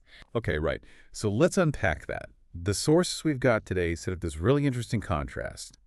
We start with these almost philosophical battles, these big methods that define teaching for, gosh, over a century, sometimes quite dogmatic, right? And then boom, we shift right into the really modern stuff, empirical data analysis. We're going to see how researchers are using enormous collections of real learner language, what they call learner corpus research, and using that to measure the learning process itself, like really granular insights into how things like complexity, accuracy, and fluency develop, sometimes in surprising ways. Exactly. We're essentially mapping the field's evolution from these sort of theoretical camps and strong opinions, the method wars, people sometimes call them, to today's really rigorous data-driven analysis. That's what modern second language acquisition or SLA research is all about. It's like putting these teaching ideas under a microscope to see what actually holds up. Okay, so let's start at the beginning. Before we dive into the data, we really need to get a handle on these core philosophical clashes. Because honestly, almost every choice you make in a language classroom today, consciously or not, kind of echoes these classic debates. English language teaching, ELT, it's built on these fundamental divides, these methodological dichotomies. And you pretty much have to pick a side, or at least find your position on these spectrums, even if you end up blending things. There are maybe 6 key choices that keep coming up. The first one, historically maybe the most argued about, is the L1 question. Do you use the learner's first language in class? Is it a tool, a resource, or should the classroom be strictly L2 only? Total immersion, forcing learners to think only in the target language. Right, the L1, L2 battle. Then there's the whole dynamic of the classroom itself, teacher-centered versus learner-centered. Is it the teacher up front, delivering information, leading drills, kind of didactic? Or is it more learner-focused, based on social constructivism ideas, lots of group work, peer collaboration, students discovering things more for themselves? Yeah, and that learner-centered approach can be a real culture shock for students. From systems that focus purely on individual performance and exams, suddenly it's about the group succeeding. Okay, and then how you actually deliver the instruction, deductive or inductive. Exactly. Do you teach deductively? So you state the rule first, here's the past perfect, and then you practice it. Rules first, examples second. Or do you go inductive? Give students lots of examples in context and make them sort of figure out the underlying rule themselves. Examples first, rule discovery second. Which leads naturally to what you're aiming for in student output, right? Accuracy versus fluency. Is the main goal. Accuracy. Being correct, error-free, matching the native speaker norm perfectly. Or is it fluency? Being able to communicate smoothly, efficiently, without getting stuck all the time, even if there are some errors. And often, if you push too hard for one early on, you might sacrifice the other, the balancing act. It really is. And finally, the lesson's main focus. Are you focusing primarily on form? The nuts and bolts grammar rules, verb endings, pronunciation details, the structure of the language? Or is the focus on function, what the language does communicatively? How to make a request, how to give advice, how to complain effectively, using language for real-world purposes. So those 6 big choices L1 teacher-learner focus, deductive, inductive, accuracy, fluency, form, function, they're like the bedrock for designing any kind of language teaching. Okay, let's trace this back.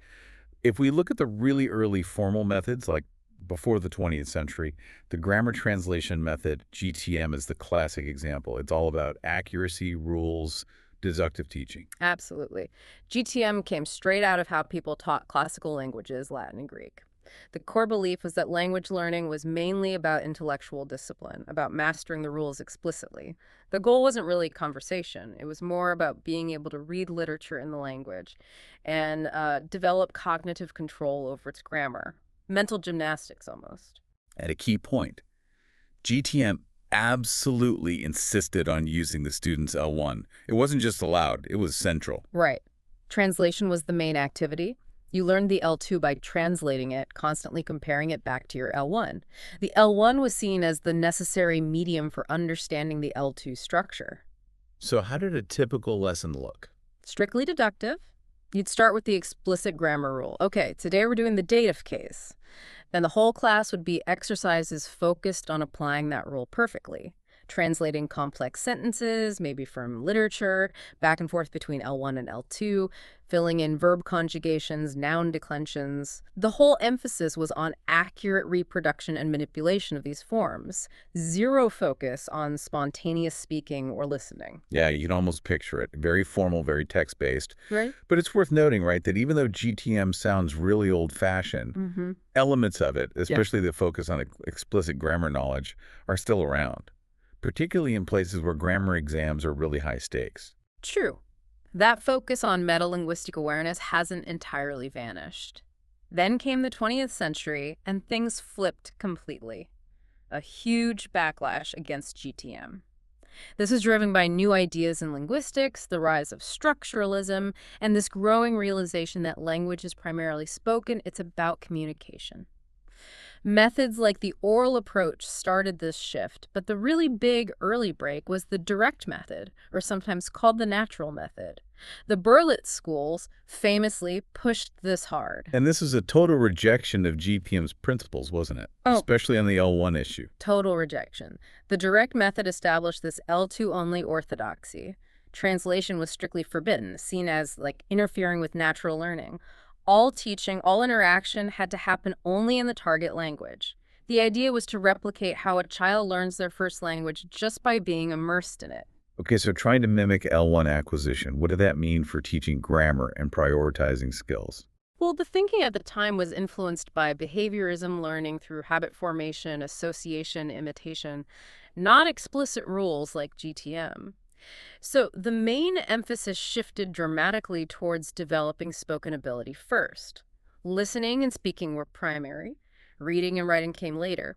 And fluency, getting the message across, was prioritized over perfect accuracy, at least initially. And grammar teaching. If you can't explain it in the L1 and Yeah. you're not teaching deductively, Grammar had to be taught inductively. The teacher would provide lots of examples of the target structure in meaningful situations, maybe using real objects, pictures, actions.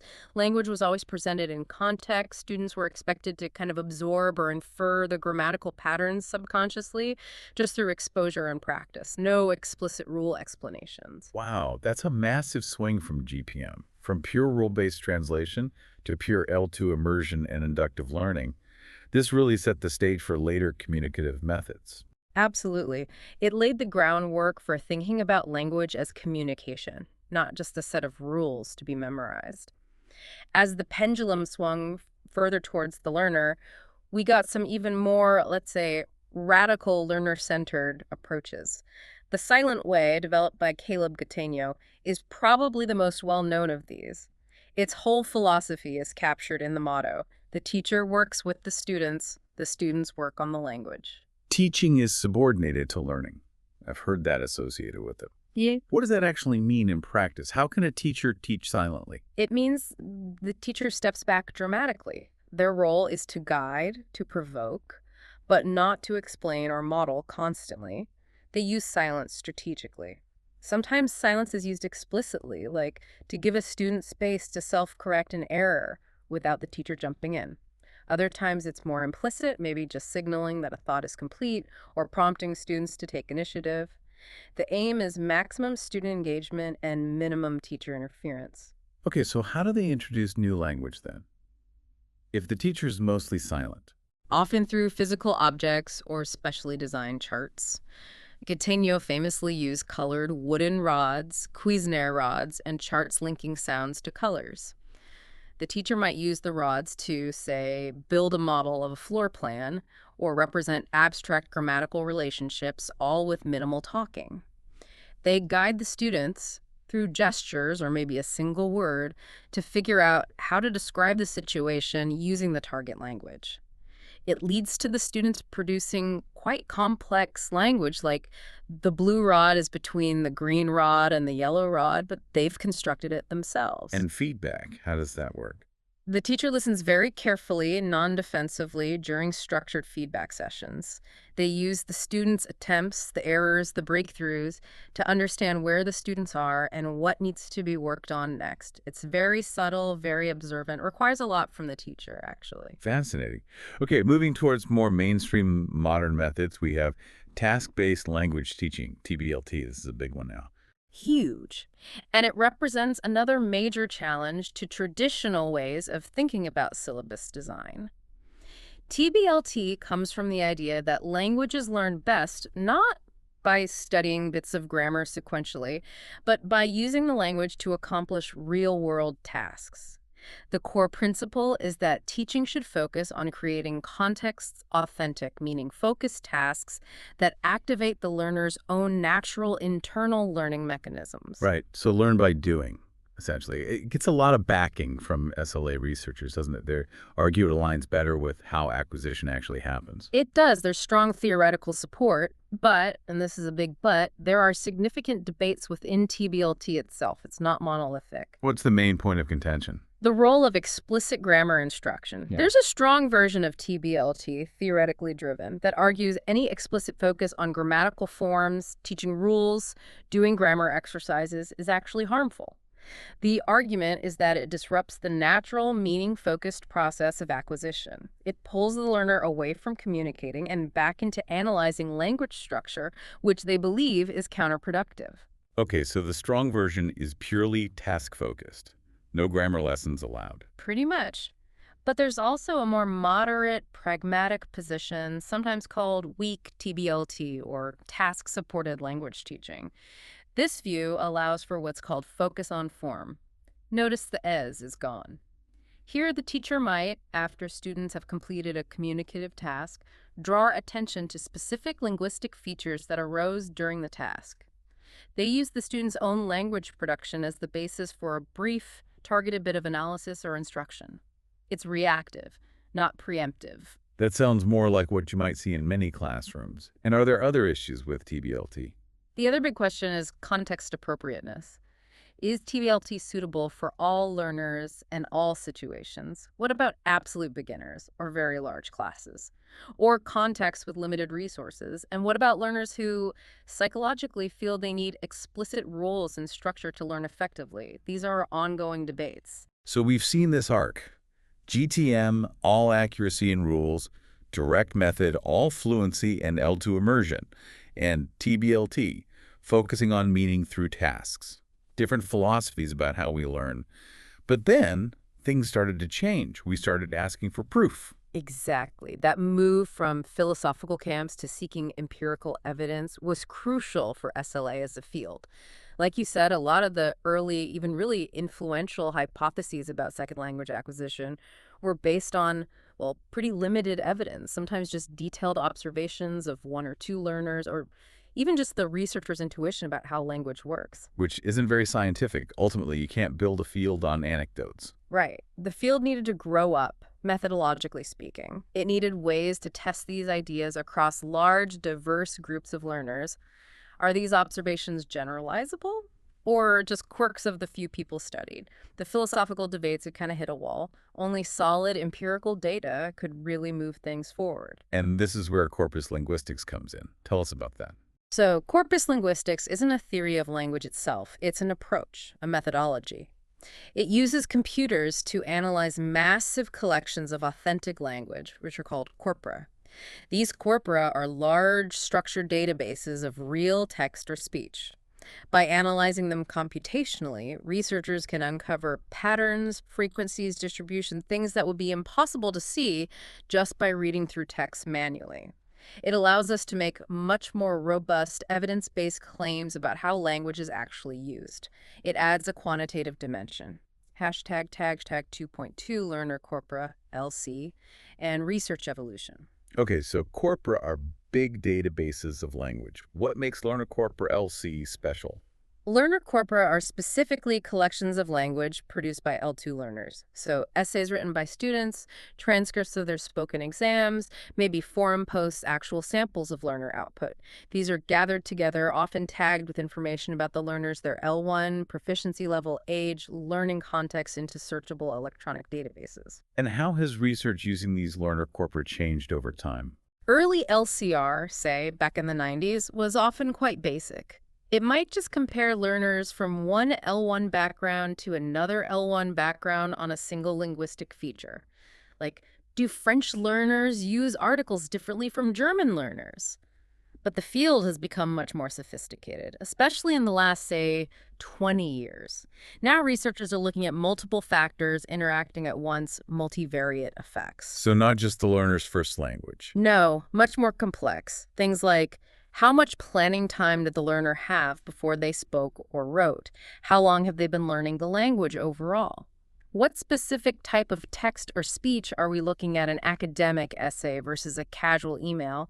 What was the exact task they were doing?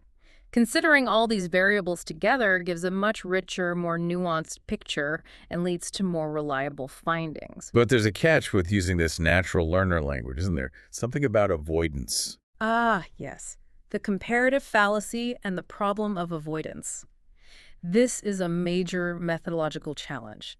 Because learner corpus data is often naturalistic, the learner produced it fairly freely. It means learners might simply avoid using structures or words they're not confident about. So if they're unsure about the past perfect continuous, they just won't use it. And the corpus won't show you that they have a problem with it. Precisely. The corpus might look error-free for that structure, but it's misleading. It underrepresents the learner's actual difficulties because they're playing it safe. That's the comparative fallacy. Comparing this safe learner output directly to, say, native speaker output, as if it's the same kind of data. Yeah. Exactly. Because the native speaker isn't typically avoiding structures in the same way. So how do researchers deal with this? Often, they try to triangulate. They'll combine the naturalistic corpus data with data from more controlled experimental tasks, things like fill-in-the-blank exercises or grammaticality judgment tasks, where the learner is forced to confront the tricky structure. They can't avoid it. Comparing performance across both types of data gives a much better sense of the learner's underlying competence versus just their performance in free production. Hashtag tag type 2.3 types of corpora and data collection.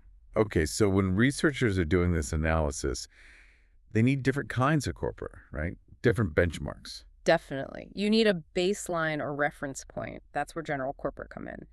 These are massive collections representing the language as a whole, used by native speakers across many contexts. Things like the British National Corpus, BNC, or the Corpus of Contemporary American English, KOCA. They show you what's typical or standard in the target language. And then you compare the learner data against that baseline using specialized corpora. Yes. Specialized corpora focus on specific groups or types of language. For LCR, the most famous is probably the International Corpus of Learner English, ICLE. ICLE contains academic essays written by advanced university-level learners from many different L1 backgrounds, all carefully compiled and annotated. It allows for really fine-grained comparisons between learner groups and native speakers in academic writing. Are most learner corpora written, like ICLE? Historically, yes. Written data is just easier and cheaper to collect, transcribe, and process.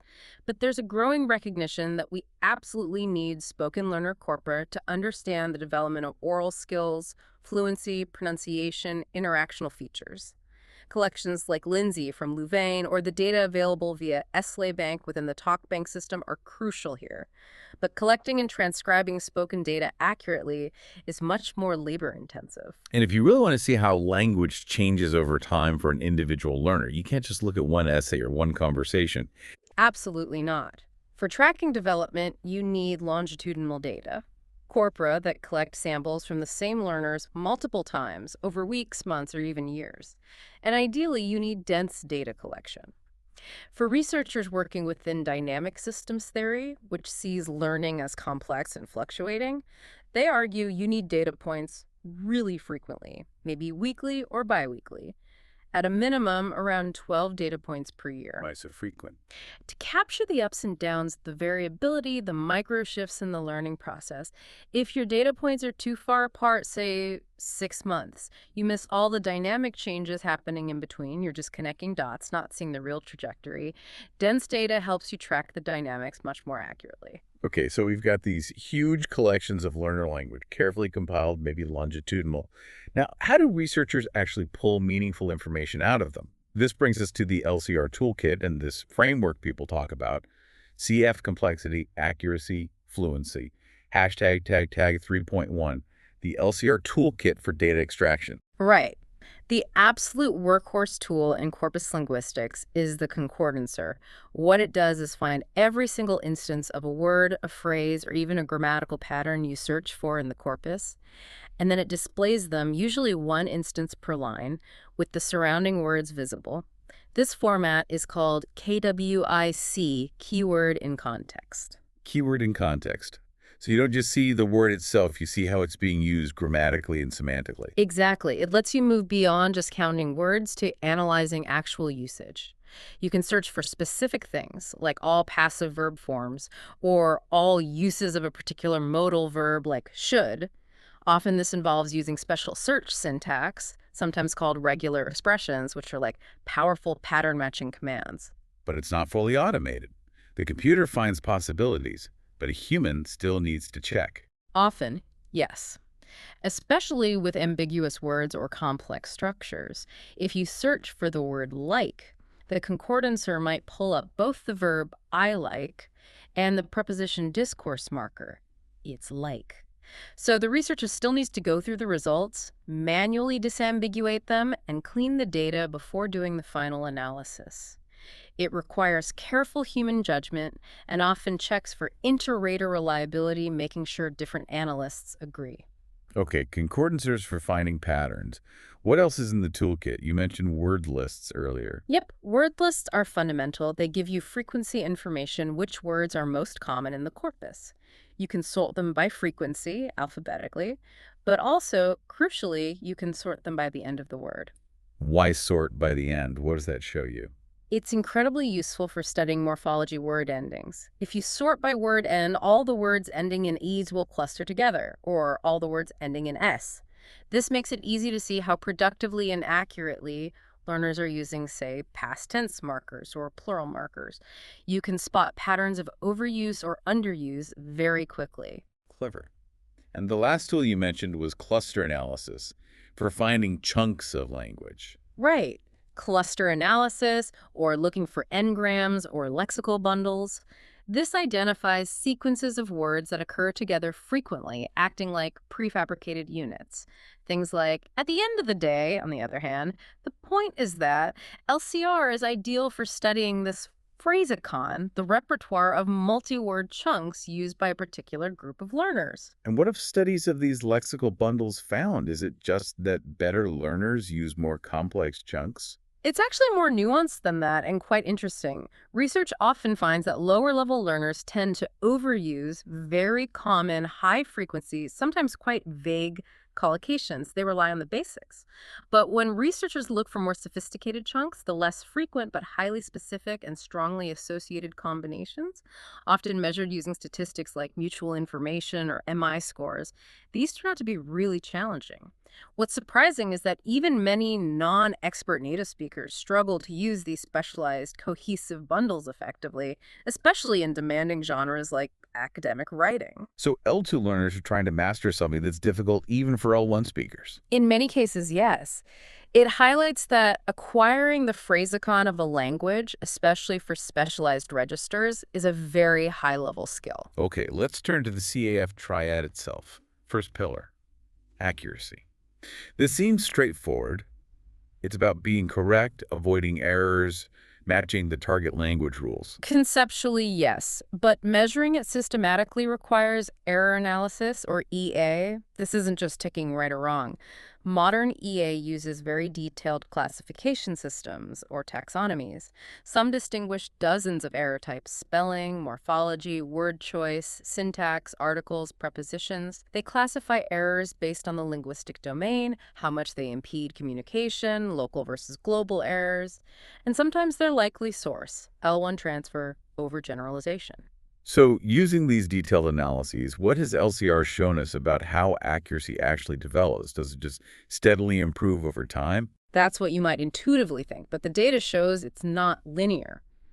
A really important study using the ICLE corpus looked at error patterns across different CEFR proficiency levels: A1, A2, B1, B2, C1, C2. They found something quite specific.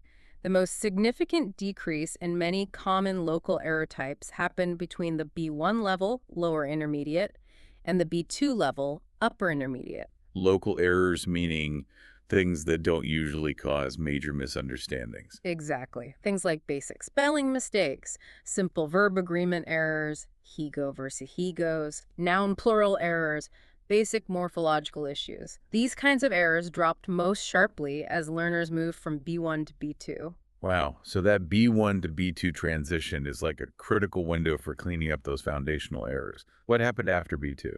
Interestingly, the frequency of those particular local error types tended to stabilize or plateau after the B2 level. Learners didn't necessarily keep getting significantly better at eliminating them, even as they advanced to C1 or C2. That has huge implications for teaching, doesn't it?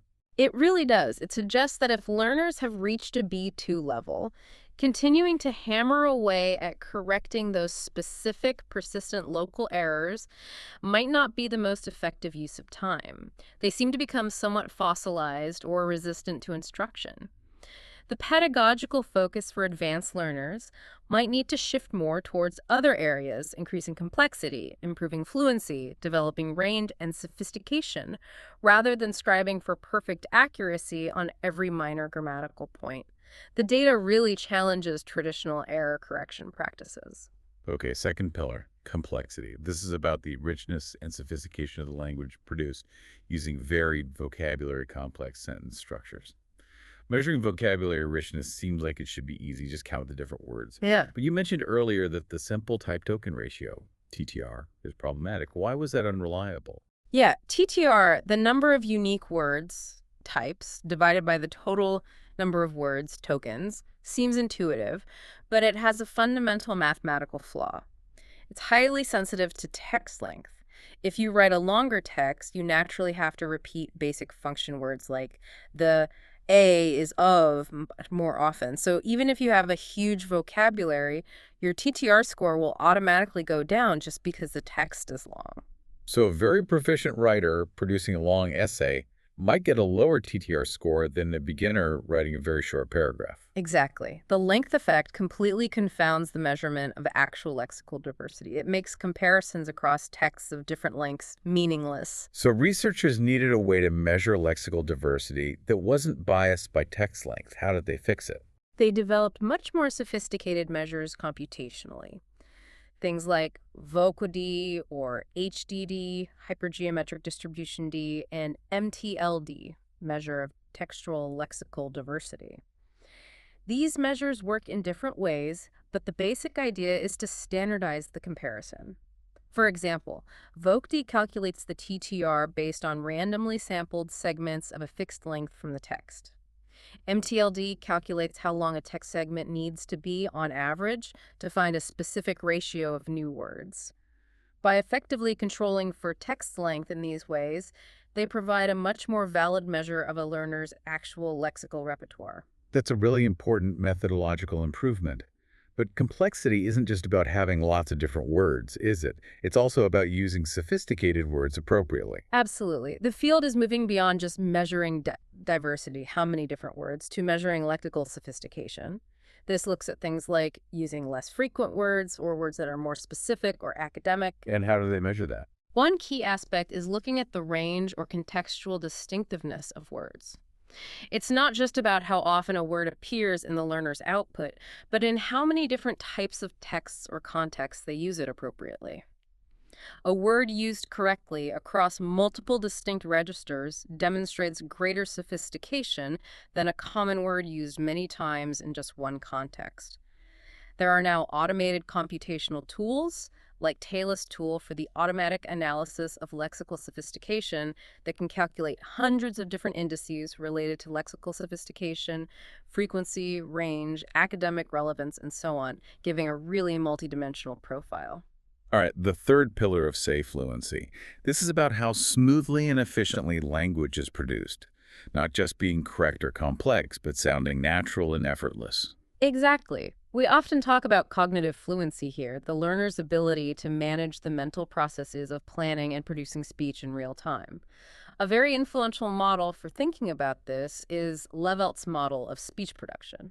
It breaks the process down into stages: conceptualization, deciding what message to convey; formulation, finding the right words and grammar; and articulation, physically producing the sounds. So when studying fluency, especially breakdowns in fluency, what do researchers typically measure? One of the most common and revealing measures is pausing, particularly silent pauses. Where do learners hesitate? How often? For how long? But for pause analysis to be reliable, researchers need to be consistent about what counts as a pause. Is a tiny 100 millisecond gap a hesitation or just natural articulation? Right, you need a standard threshold. Has research established one? Yes. There's been quite a bit of validation research trying to find the pause duration threshold that best distinguishes between different L2 proficiency levels. The consensus seems to be converging around a silent pause cutoff point of 250 to 300 milliseconds. Pauses shorter than that are less indicative of processing difficulty, while using this specific window seems to correlate most strongly with independent measures of proficiency. That precise 250 milliseconds, a quarter of a second. That's a crucial detail for comparing studies. It really is. Methodological consistency is key.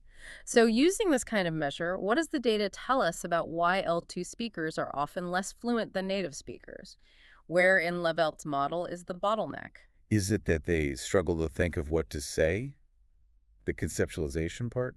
Interestingly, studies comparing L2 speakers and native speakers often find no significant difference in the pauses that occur between major chunks of speech, like between sentences or conversational turns. This suggests that the high-level planning, the conceptualization stage, isn't the primary source of disfluency. They seem able to plan the overall message okay. So the problem isn't what to say, but how to say it. That seems to be the case. The big difference emerges in the pauses within utterances, the hesitations while trying to construct a sentence. L2 speakers tend to pause both more frequently and for longer durations during these within utterance moments. Which points the finger directly at. The formulation stage, the process of retrieving the right words, assembling the grammar, planning the phonological form, that seems to be where the main cognitive load and difficulty lie for L2 speakers. It's the linguistic encoding that causes the bottleneck. That's a really important finding for teaching. It suggests fluency practice needs to target the automatization of lexical access and grammatical encoding, not just general communication strategies. Precisely. It helps pinpoint where the effort needs to go. Okay, so LCR provides these detailed measures of complexity, accuracy, and fluency. But when you apply these tools over time, using that longitudinal data you mentioned, it supports some really powerful ways of thinking about language learning itself. It's not just a straight line upwards. Hashtag tag 4.1 usage-based and dynamic system theories. Right. The findings from large-scale corpus studies lend strong support to usage-based theories of language acquisition. The core idea here is that learning is driven directly by experience. The frequency and patterns of language you encounter in the input directly shape your internal linguistic system. It's a bottom-up process, heavily dependent on exposure and practice. You learn what you hear and use. And this connects to dynamic systems theory, DST. Yes, DST provides a broader framework for understanding learning as a complex, emergent process. It views language acquisition not as following a predetermined linear path, but as a dynamic system that is constantly adapting and reorganizing itself. Crucially, DST emphasizes that variability, the ups and downs, the inconsistencies in a learner's performance, isn't just random error. It's a natural and necessary part of the learning process as the system shifts and restructures. And importantly, learning trajectories are highly individual. So everyone's learning path is unique and messy. Essentially, yes. And because DST focuses on this dynamic change and variability, it absolutely requires that dense longitudinal data we talked about, ideally 12 or more data points per year. When researchers actually track learners this closely, they see these fascinating individual patterns. For example, some studies show learners might experience a significant lexical jump first. Meaning their vocabulary scores shoot up quite quickly. Exactly. Their range and diversity of words might increase steadily for a period. This could be because lexical items, especially frequent chunks, might be easier to pick up from input. But then, maybe sometime later, they might experience a separate syntactic jump where their grammatical complexity suddenly increases. So vocabulary and grammar don't necessarily develop in lockstep. Not always, and not for everyone at the same rate. This finding that different linguistic subsystems can develop on different timelines within the same learner is strong evidence against a simple, linear view of acquisition. It really supports the DST perspective of language as a complex system with interacting components developing dynamically. #tag 4.2 L1 influence and hypothesis testing. LCR has also been invaluable for revisiting older ideas about how a learner's first language affects their second language, learning what researchers call cross-linguistic influence, or CLI. Definitely. Before we had large learner corpora, many claims about L1 interference were based on contrast of analysis, basically. Linguists comparing the grammar of two languages on paper and predicting where learners would have problems. It was often quite intuitive. Models like the Integrated Contrastive Model, ICM, now use actual learner corpus data to empirically test those earlier intuition-based predictions. Compiling big corpora like ICLE with learners from diverse L1s was essential for this. Can you give an example of how LCR tested an old hypothesis? A classic case is the aspect hypothesis. This relates to how learners acquire verb tense and aspect, like the difference between the simple past, walked, and the progressive aspect, was walking. The hypothesis predicted that learners, regardless of their L1, would initially tend to use progressive forms, mostly with dynamic action verbs like walk, eat, and would avoid using them incorrectly with stative verbs, verbs describing states like know, seem, love. So they wouldn't often make errors like I was knowing the answer. And did the corpus data support this prediction? Yes. Researchers tested this using a large corpus called the ICCI, applying sophisticated statistical methods. The results showed quite clearly that the overextension of the progressive aspect to stative verbs is, in fact, generally rare across different L2 learners. And crucially, this finding held up regardless of the learner's specific L1 backgrounds. So the corpus data provided strong empirical confirmation for the aspect hypothesis, showing it's a more general developmental pattern, not just tied to specific L1 interference. It demonstrates how LCR can move SLA research from educated guesses to robust, generalizable findings. #tag 4.3, the critical role of learning context. Finally, LCR research really underscores that language learning doesn't happen in a vacuum. The context matters hugely. Absolutely. We often use simple labels like study abroad context versus classroom context, but research shows these are often way too broad. Learning is deeply situated. Different contexts place very different communicative demands on the learner, and this shapes the language they produce. How so?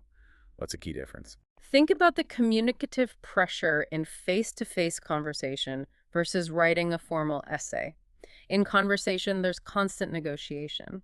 You rely on shared context, gestures, immediate feedback. If something's unclear, your partner can ask, "What do you mean?" You don't always have to be perfectly explicit or grammatically flawless to be understood. Right, there's a safety net. But in writing, In extended writing, especially formal writing, that safety net is gone. There's no immediate negotiation possible. The writer has the entire burden of making the meaning clear, providing all the necessary context, and ensuring grammatical and lexical precision because the reader can't ask for clarification. The text has to stand completely on its own. and does LCR show these different pressures affecting learner language? Yes, significantly. Studies looking at task effects are very revealing. For example, comparing essays written under timed exam conditions versus untimed essays. Learners often produce language with more involved, features things like more first-person pronouns, I think, in my opinion, more informal language when writing under time pressure. It's like they revert to a more basic conversational style when cognitive resources are strained. That makes sense. What about having access to source texts while writing? Interestingly, some studies found that learners showed less personal involvement or stance marking when they were allowed to use source texts, perhaps focusing more on summarizing or synthesizing information rather than expressing their own voice. Other studies looking at timed versus untimed tasks also show differences in complexity and accuracy trade-offs. Given more time, learners might produce more complex sentences but also make more errors, whereas under pressure, they might simplify their language to maintain accuracy. It all points to the task and the context acting as powerful mediators of language performance, influencing complexity, accuracy, and fluency in dynamic ways. It really highlights the limitations of just looking at proficiency scores without considering the conditions under which the language was produced. Hashtag outright. Wow. Okay, so we've covered a huge amount of ground here. From these almost century-old debates about using the L1 in the grammar translation method versus banning it in the direct method, all the way to the present day, where we're using computers to measure fluency breakdowns in milliseconds and employing hundreds of statistical measures to quantify lexical sophistication. It's quite a journey for the field. It really is. And I think the big takeaway, whether you're a teacher, a researcher, or maybe a student engaging with this in, say, an MA program, Mm. is that our understanding of language teaching and learning is now deeply informed by this kind of granular empirical evidence. We've moved beyond just philosophy. But, and this is crucial if you are dealing with this academically, presenting this evidence requires real methodological rigor itself. Right. It's not just about having the data, it's about how you report it and argue from it. Precisely. You know, the nuts and bolts of academic work, supporting every claim with solid evidence from the sources you've read, using precise, appropriate academic language, getting the paraphrasing and citation right. If you're analyzing, say, different teaching methods, you need to draw on multiple points from your sources to back up your comparisons or critiques. If you're discussing an LCR study, you need to represent its findings accurately. The care taken in the original research needs to be reflected in how you discuss it. We've definitely seen how LCR allows us to get incredibly specific, identifying that B1, B2 jump for local accuracy, or pinpointing the formulation stage as the likely bottleneck for fluency. But you mentioned earlier this reliance on comparing learner data to native speaker corpora, using them as the benchmark. Yes, and that's always been a slightly contentious point. It goes back to that idea of the comparative fallacy. Mhm. There's a risk of what some critics call a monolingual bias, implicitly setting the monolingual native speaker as the ultimate target, the gold standard that all learners should aspire to perfectly replicate. Which leads us to a final, maybe provocative thought for you, the listener, to consider. If all this research from LCR and dynamic systems theory keeps showing us that second language development is incredibly complex, it's nonlinear, it's highly variable between individuals, and that learners can become highly proficient, highly effective communicators, even while retaining certain differences from monolingual native speaker norms, then should the ultimate goal of language teaching still be perfect convergence on that monolingual norm? Or perhaps should our methodologies and our assessment practices evolve to embrace the unique, dynamic, and variable nature of multilingual competence as a valid and successful outcome in its own right? Something to think about. That's a really central question for the future of the field, I think. Where do we set the target? Definitely food for thought. Well, that's all we have time for on this deep dive. Thanks for joining us. We'll catch you next time. Welcome back to the deep dive. You know, our mission here is pretty straightforward. Yeah. We take these dense stacks of research, notes, academic handbooks, all that stuff, and we boil it down into, well, applicable, high-value knowledge for you. Today we are undertaking a pretty critical deep dive into the world of professional language education. Specifically, we're looking at the approaches and methods that really define how we teach second languages. Okay, let's unpack this because this isn't just going to be like a historical list of teaching methods. No, not at all. We're really trying to connect the dots here, right? From these, century-old philosophical debates all the way through to the cutting edge of data science and empirical research today. Exactly. Our sources today, they're drawn from core MA TESOL curricula, specialized handbooks on second language acquisition, corpus linguistics, It's the good stuff. It is. This is basically your shortcut to being genuinely well-informed on the, let's call it the engine room of modern language pedagogy. That's a great way to put it. That's Yeah. exactly right. I mean, for anyone who's working in or studying fields like TESOL, applied linguistics, the professional knowledge base, it really rests on three foundational pillars. Okay. You need a grounding in applied linguistics theory, definitely. You need a really comprehensive understanding of the approaches and methods that have shaped language teaching methodology over time. And, crucially, a sharp awareness of the relevant research methods that, well, that validate those approaches. Right. The proof. Yeah, the proof. So today we're kind of synthesizing those three areas to give you a more holistic view of what the L2 classroom looks like today, or perhaps should look like. And I think before we can even start talking about teaching methods, we kind of have to step back and acknowledge just how incredibly complex the subject itself is, language. Oh, absolutely. Our sources are really emphatic on this point. We absolutely have to maintain a pluralistic view of language. You can't just see it as one thing. You really can't. I mean, if we treat language as just this singular, monolithic entity, we immediately limit our teaching effectiveness. It's just vastly multifaceted. Think about it. Yeah. Language is literary, right? It requires understanding nuance, deep cultural context, reading between the lines. But then, at the very same time, it's incredibly functional. It deals with totally mundane, everyday situations like, ordering a coffee or trying to fix your computer over the phone. So it's both this high art and this basic tool. Precisely. It's made up of explicit patterns, grammatical rules, distinct sounds, very structural. But it's also defined by vocabulary, notions, functions like apologizing or making a promise.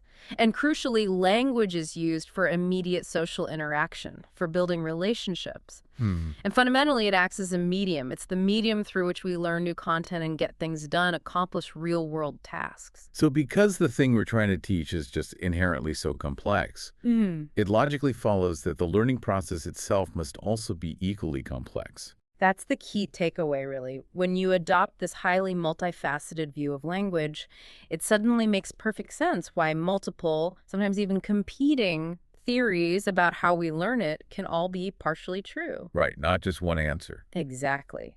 We have theories like associationism, focusing on stimulus-response links. There's habit formation, emphasizing repetition, drills, rule formation, which is more about cognitive processing, interactionism, focusing on social exchange, and even emergentism, which basically posits that rules just sort of emerge from massive exposure to language data. Wow. No single theory can account for the entirety of language acquisition. So a sophisticated pedagogy has to recognize this plurality. It needs to be flexible. Okay, let's try to ground this complexity in a bit of history, because before we reached this more pluralistic mindset, the field was often defined by methods that were, well, pretty strict, often adhering to opposing doctrines. Oh, definitely. And these methods were built around some fierce binary choices, these fundamental splits. Yeah, to really chart the evolution of language teaching, or ELT as we often call it, you really need to understand these fundamental methodological dichotomies. They've persisted for over a century, actually. Wow. These are the core decisions every teacher, whether they realize it or not, consciously or unconsciously, makes in their classroom. Okay, so lay out those fundamental debates for us. What are the big splits? Right. We can identify at least 5 major methodological splits that keep coming up. First, there's the big one, L1 use. Should we use the learner's first language in the classroom as a tool, as a resource? Or should we insist on a strict L2 only immersion environment? Total ban on L1. Always a hot topic. Always. Second, instructional focus. Should the class be highly teacher-centered, instructor as the main source of knowledge and control, or should it be highly learner-centered where the student kind of dictates the pace and direction? Third, rule presentation. Do we teach deductively, present the rule first, then practice it? Or do we teach inductively, present lots of examples, and ask the learner to figure out the rule and infer it?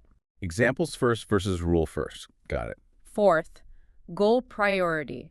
What's more important is the primary goal, high accuracy, perfect grammatical form? Huh. Or is it high fluency, smooth, uninterrupted communication, even with some errors? Accuracy versus fluency, another classic. A huge one. And finally, fifth, content focus. Should we focus primarily on linguistic form, the structure, the grammar, the pronunciation? Or primarily on linguistic function, the meaning, the purpose, the Yeah. communication itself? These dichotomies, they really set the stage, didn't they? They drew the battle lines for the early methods. And the oldest, and maybe the most infamous for many people, Mm-hmm. is the grammar translation method, GTM. I think many listeners will recognize this as that maybe agonizing staple of high school language learning from decades ago. Oh, yes. GTM strongly favored one side of pretty much every dichotomy we just mentioned. Its core tenet was absolutely that the student's L1 should play a central, even dominant role. Learners were taught the L2, well, not really to speak it, but more to access its written literature. Learning was mostly done through active, often quite tedious, translation from one language to the other, and often using texts that were hundreds of years old. So the goal wasn't really communication at all. It was more like decoding ancient texts. Exactly, decoding. And GTM taught rules deductively. Always. The lesson would start with a formal presentation of some complex rule, like, I don't know, the German case system or the crazy intricacies of the subjunctive mood in French or Spanish. Oh, I remember those charts. Exactly. And the main emphasis, reflecting their priority on correctness and literary access, was the highly accurate reproduction of these rules when manipulating language, usually through written exercises. It was intensely teacher-centered. The textbook and the teacher's authority governed absolutely everything in the lesson. But, I mean, this method was fundamentally unsatisfying for anyone who actually wanted to use the language, right? To speak it. Which is why we saw this radical emergence of the natural method, or the direct method. And later that gave rise to big commercial successes, like the Berlitz method. Yeah, the direct method was a revolutionary reversal. It was a pure reaction against the perceived failures of GTM to produce people who could actually speak the language functionally. Okay. The philosophical principle was pretty simple. Look, if children learn their first language naturally, just through immersion and interaction, then second language learners should do the same. Makes sense on the surface. It does. And this instantly addressed that L1 debate. Translation between L1 and L2. Completely avoided. Forbidden, really. Teaching had to be carried out exclusively in the target language, that strict L2 only approach. Okay, so if the teachers couldn't fall back on explaining grammar rules in the student's L1, how did they approach structure? How did they teach grammar? Well, they just flipped the script on rule presentation. Grammar was taught inductively. The teacher would demonstrate a concept or structure, always contextualized, visually or with actions, maybe pointing at things. And the learner was expected to observe the patterns and infer the rules for themselves. I see. So less explicit explanation, more observation. Exactly. The emphasis shifted dramatically away from written accuracy and towards immediate oral fluency and just getting the meaning across, communication. What's truly remarkable, though, and something our sources really highlight, is the enduring legacy of this direct method philosophy. It didn't just fade away. No, it's what you might call methodological hegemony. It's quite striking.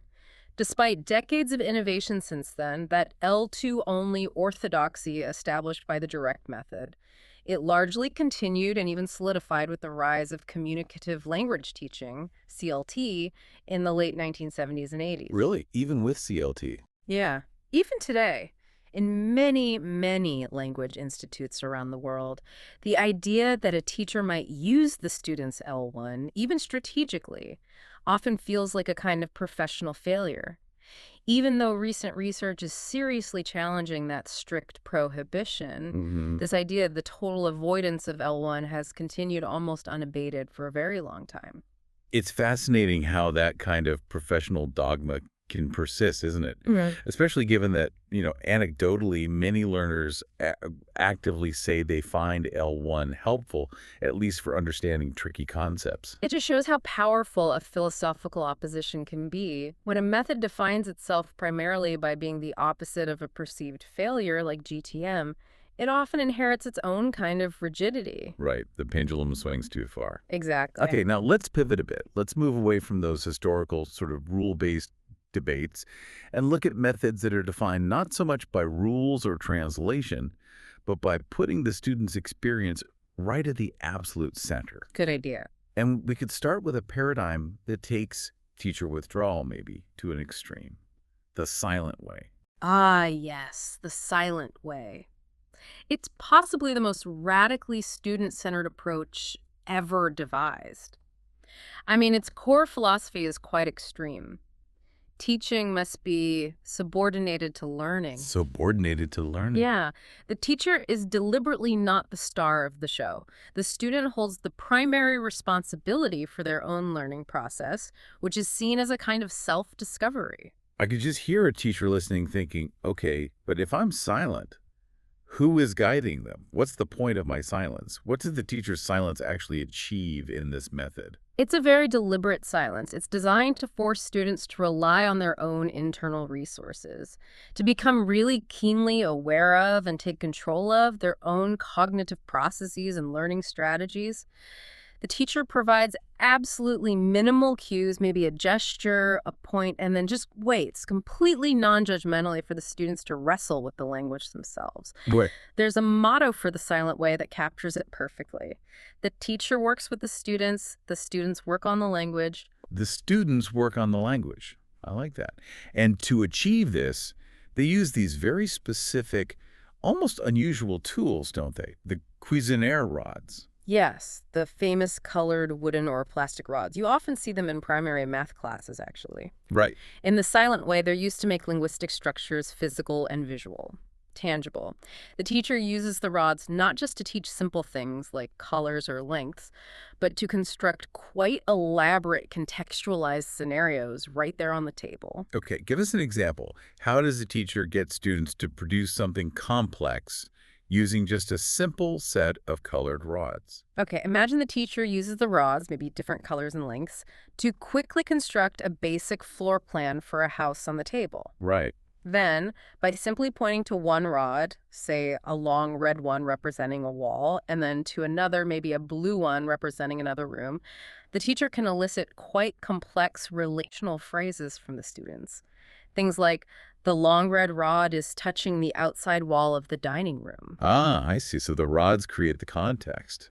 Exactly. The rods provide this clear, nonverbal visual referent for abstract things like prepositions, touching, outside, complex noun phrases, the outside wall of the dining room, and grammatical structures. It forces the student to build and articulate the structure themselves because the teacher isn't saying it. And the feedback loop in this method reinforces that self-reliance, doesn't it? Absolutely. Students are constantly encouraged to provide observations about what they learned, what they noticed, what they became aware of during the process.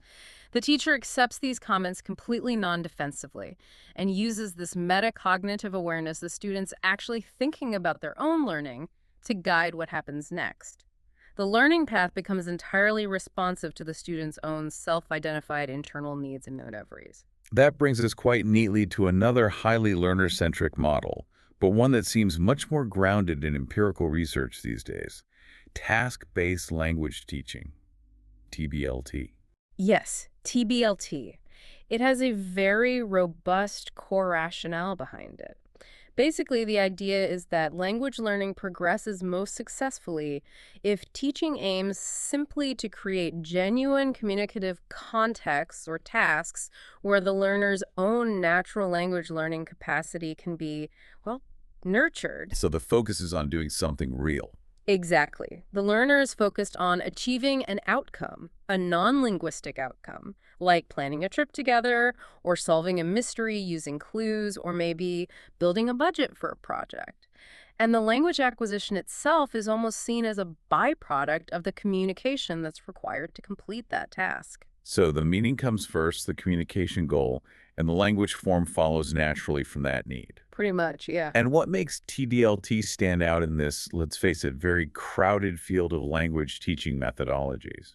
Well, TBLT is explicitly noted in our sources as being really the one method that has explicit, quite robust support from modern second language acquisition SLA researchers. Okay, that's significant. It is.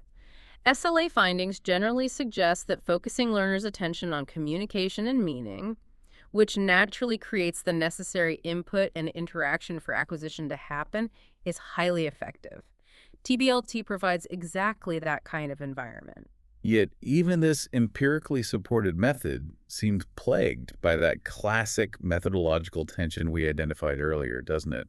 That form versus function debate. It is absolutely unavoidable. It seems to crop up everywhere. The ongoing debate within TBLT circles is whether or not the task-based approach should be complemented by some form of explicit direct instruction in grammar and vocabulary. Right. This is the ultimate focus on form versus focus on meaning conflict, just revisited in a new context. So why do the sort of TBLT purists see adding explicit grammar instruction as an unacceptable compromise? What's the problem? Because for the strict TBLT adherent, introducing explicit grammar instruction, like stopping the task mid-flow to drill a particular rule, fundamentally undermines the core philosophy.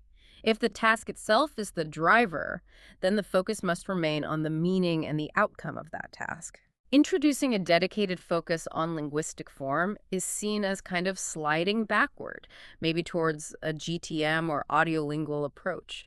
And it's seen as diluting the unique power of TBLT to foster natural acquisition through genuine communication. But the other side argues. While others, more pragmatically perhaps, argue that a quick, strategically timed focus on form intervention, maybe noticing an error pattern during the task and briefly addressing it, can significantly speed up acquisition and help correct fossilized errors without completely abandoning the core task-based cycle. That tension must make it incredibly difficult for actual teachers on the ground to decide how to structure their lessons.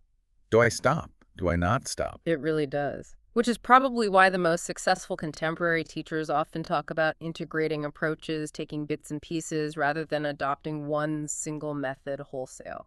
But before we get to the data that might help them decide when to intervene, we absolutely have to discuss the force that has revolutionized the implementation of pretty much all methods, technology. Yes, technology.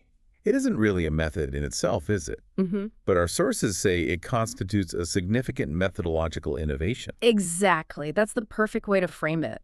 The evolution of communication technologies. I mean, from early computers to smartphones and these incredibly sophisticated online platforms we have now, it's fundamentally changed language pedagogy. It enables entirely new forms of discourse, new ways of creating meaning, authorship, and new ways of participating in virtual communities that were simply impossible in the traditional four-walled classroom. We're really moving from that fixed teacher in front of the room model to a much more fluid, interconnected environment.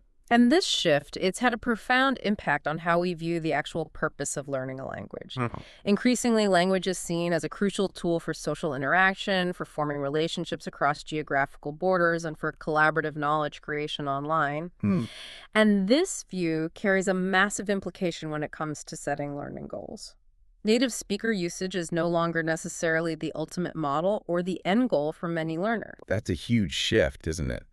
Especially from the early days of the direct method, where achieving native-like performance was absolutely the gold standard. Why the change? What's driving that? Well, think about it. When a Spanish speaker is using English to communicate with a Chinese speaker in some online virtual community, maybe collaborating on a project together, Yeah.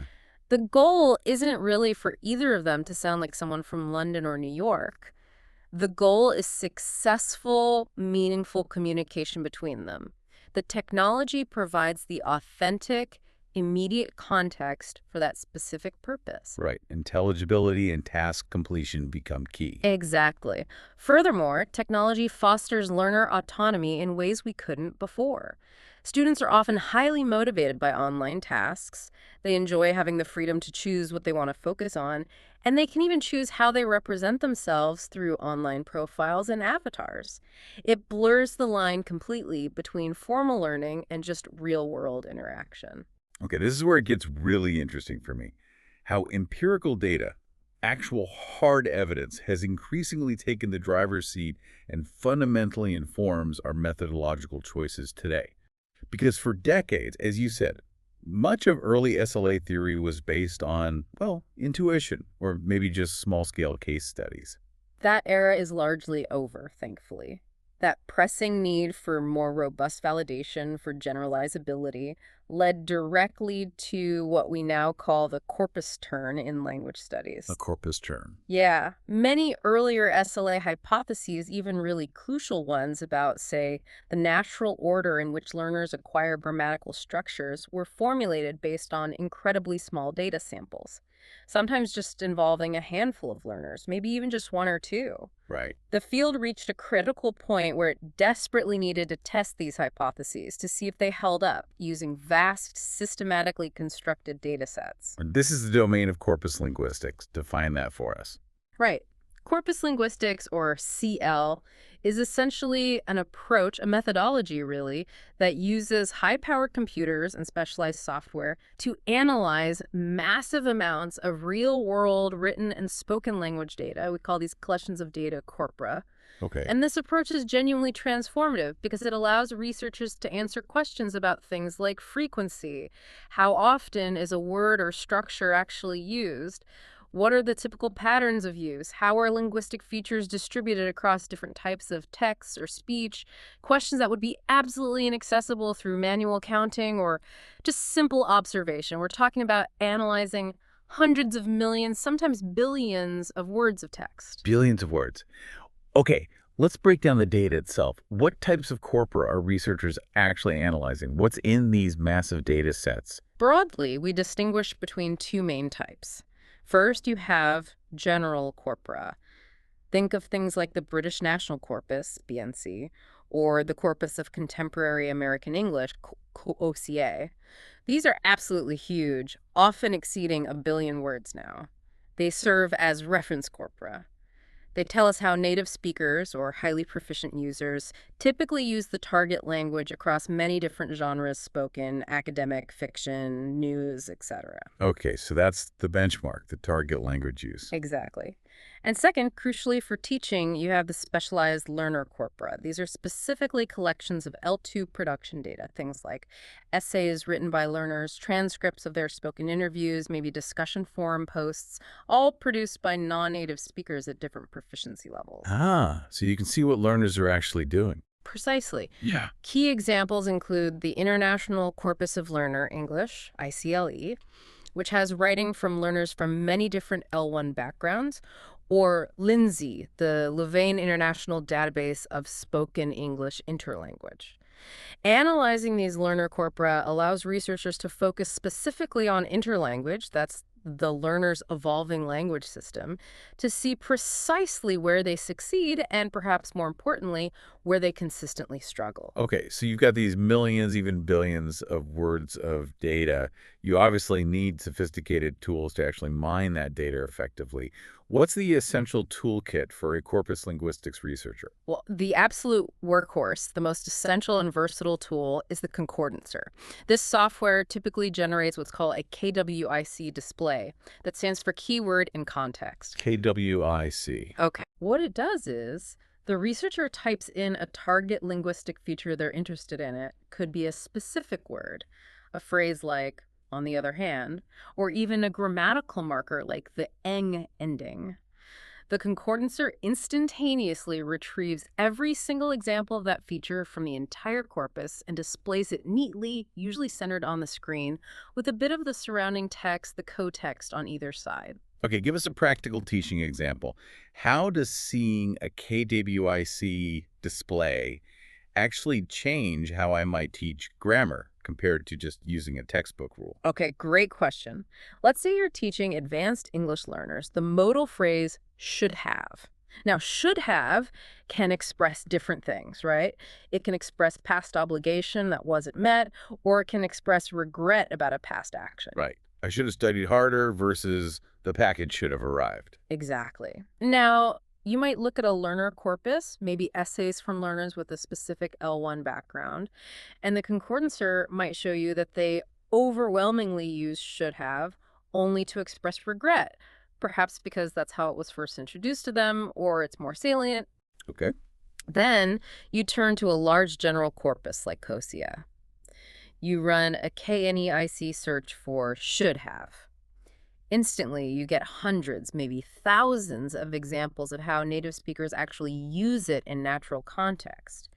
By quickly scanning the surrounding text for each hit, you and your students can instantly see the typical frequency, the common patterns, the subtle difference in usage between, say, I should have called you, clear regret, versus the shipment should have arrived yesterday, more like expectation obligation. Ah, so it turns abstract grammar rules into visible patterns of real usage. Precisely. It moves us beyond just relying on intuition or simplified textbook rules about how language is used. You see the real patterns. Okay, what else is in the toolkit besides concordancers? Well, another key tool, seemingly simple but very powerful, is generating word lists. Just sorting all the words in a corpus by their raw frequency is incredibly useful for curriculum design, deciding which vocabulary items are most important to teach first because they occur most often. Makes sense. High-frequency words first. Exactly. But crucially, word lists can also be sorted in other ways. For instance, you can sort them by word end, essentially in reverse alphabetical order. This technique is surprisingly effective for studying morphology, for example, analyzing the frequency and distribution of different suffixes like opiness or obiament or opination to see how learners are actually forming nouns from verbs or adjectives. Interesting. Yeah. Okay, and what about that middle ground? Not single words, not full sentences, but those chunks of language that really make a speaker sound fluent, the fixed phrases. Right. Formulaic language. For that, researchers use cluster analysis, sometimes called n-gram analysis. This technique is specifically designed to identify and describe these prefabricated multi-word units, fixed or semi-fixed chunks of maybe 3, 4, 5 words that fluent speakers tend to use as automatic units. Things like, the point is that, or as a matter of fact, or you know what I mean. Mm-hmm. The things you don't have to build word by word. Exactly. Finding which clusters are common in native speaker corpora and then comparing that to which clusters learners are actually using or not using reveals a lot about their phrasicon. That's the mental collection of fixed phrases they have available. This can directly guide teachers on which specific chunks to prioritize for memorization and practice to boost fluency. This data is incredibly powerful because it seems like it connects directly back to those three core constructs that teachers and researchers use all the time to judge language performance. Yeah. The CAF, triad complexity, accuracy, and fluency. Absolutely. LCR provides concrete, quantifiable ways to measure development in all three areas. Okay, let's start with accuracy. How does LCR measure that? Okay. Accuracy is usually defined as the degree to which a learner's language use conforms to the established norms of the target language. Corpus linguistics, particularly learner corpus research, LCR, primarily investigates this through systematic error analysis, EA. Researchers comb through the learner corpus, identify every deviation from the target norm, every error, and then classify it, often using highly detailed categorization systems or taxonomies. A famous one is the Louvain error taxonomy, which distinguishes between something like 46 different types of errors across form, grammar, lexis, and even style. Wow, that's detailed. So, what are some of the key developmental findings that LCR has provided regarding accuracy? For instance, when do learners generally start cleaning up their grammar? Is there a point? Yes, there are some quite consistent findings, especially from research on large data sets like ICLE. The data suggests a specific developmental trajectory. We find that the majority of what we call local error types, things like basic spelling errors, simple morphological mistakes like missing the yes on third person singular verbs, or basic verb agreement issues, these tend to decrease most dramatically and show clear signs of stabilization somewhere between the B1 lower intermediate and the B2 upper intermediate proficiency levels on the CEFR scale. Okay, B1 to B2.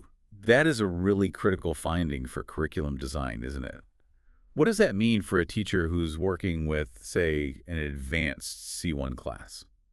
Well, it strongly implies there might be a diminishing return on constantly correcting those basic local errors once a student has solidly reached the B2 or C1 level. Right. For those advanced learners, teachers might be better off shifting their focus away from relentless micro-level accuracy correction and more towards actively promoting linguistic complexity and fluency. Because the data suggests the biggest gains in reducing those basic errors have likely already been achieved during the intermediate stage. Continuing to hammer them might not be the best use of time. Okay, that makes a lot of sense. Let's move to fluency then. This is less about grammatical correctness and more about the smoothness and speed of processing, right? Cognitive processing. Exactly. Fluency research using corpora, often combined with experimental methods, relies heavily on models of speech production, like Levitt's influential model. This model breaks down the complex act of speaking into roughly three main stages: conceptualization, deciding what message to convey; formulation, finding the right words and putting them into grammatical sentences, the lexical and grammatical encoding; and articulation, actually producing the sounds physically. Conceptualization, formulation, articulation. Okay. So, LCR and experimental studies investigate pausing behavior, how often speakers pause, how long they pause for, and crucially, where in the stream of speech they pause to try and pinpoint which of these stages might be causing the cognitive bottleneck for L2 learners. So where do L2 speakers typically struggle the most, according to the pausing data? What's the main holdup? Well, one of the most critical and consistent findings from fluency research is that L2 speakers tend to pause significantly more often and for significantly longer durations within their utterances, like mid-clause or even mid-phrase, rather than just pausing neatly between sentences or turns, which is more typical for native speakers. Ah, okay. Native speakers pause more between ideas. Generally, yes. Hmm. Those pauses often signal the end of one thought unit and the planning of the next. The frequent internal pausing observed in L2 speakers strongly suggests that the primary difficulty, the main bottleneck, lies with the formulation stage. Finding the words and grammar. Exactly. It's the rapid automatic encoding of words and grammatical structures that seems to be the major challenge, rather than just conceptualizing the idea, they often know what they want to say, or physically articulating the sounds. It's like the engine that turns thoughts into smooth, flowing language is constantly stalling and restarting. That's really concrete evidence, isn't it? It strongly supports the need for pedagogical practices that focus on heavy practice of those formulaic sequences we talked about and general automatization of language chunks. It reinforces why that cluster analysis is so important. Absolutely. It links directly back. Okay, finally, let's tackle the third leg of the triad, lexical complexity. How do we measure vocabulary richness using corpora? Right. Lexical complexity aims to measure vocabulary richness or diversity in a learner's production. The underlying assumption is that a more proficient language user will employ a wider range of unique words. The simplest, oldest measure is the type token ratio. PTR. Type token ratio. Yeah. That's just the number of unique words, the types divided by the total number of words, the tokens in a given text sample. A higher TTR is supposed to suggest a richer vocabulary. But I remember hearing there's a pretty serious mathematical flaw with using that simple TTR that makes it unreliable for comparisons. Yes, you're absolutely right. There's a critical flaw. Simple TTR is mathematically sensitive to the length of the text sample. It's almost useless for comparing texts of different lengths. How so? Well, imagine a low proficiency learner writes a very short, maybe 5 sentence text and happens to use 4 unique words out of a total of, say, 10 words. Their TTR would be zero point 0.4, which seems quite high. Okay. Now, picture an advanced learner who writes a much longer 500-word essay.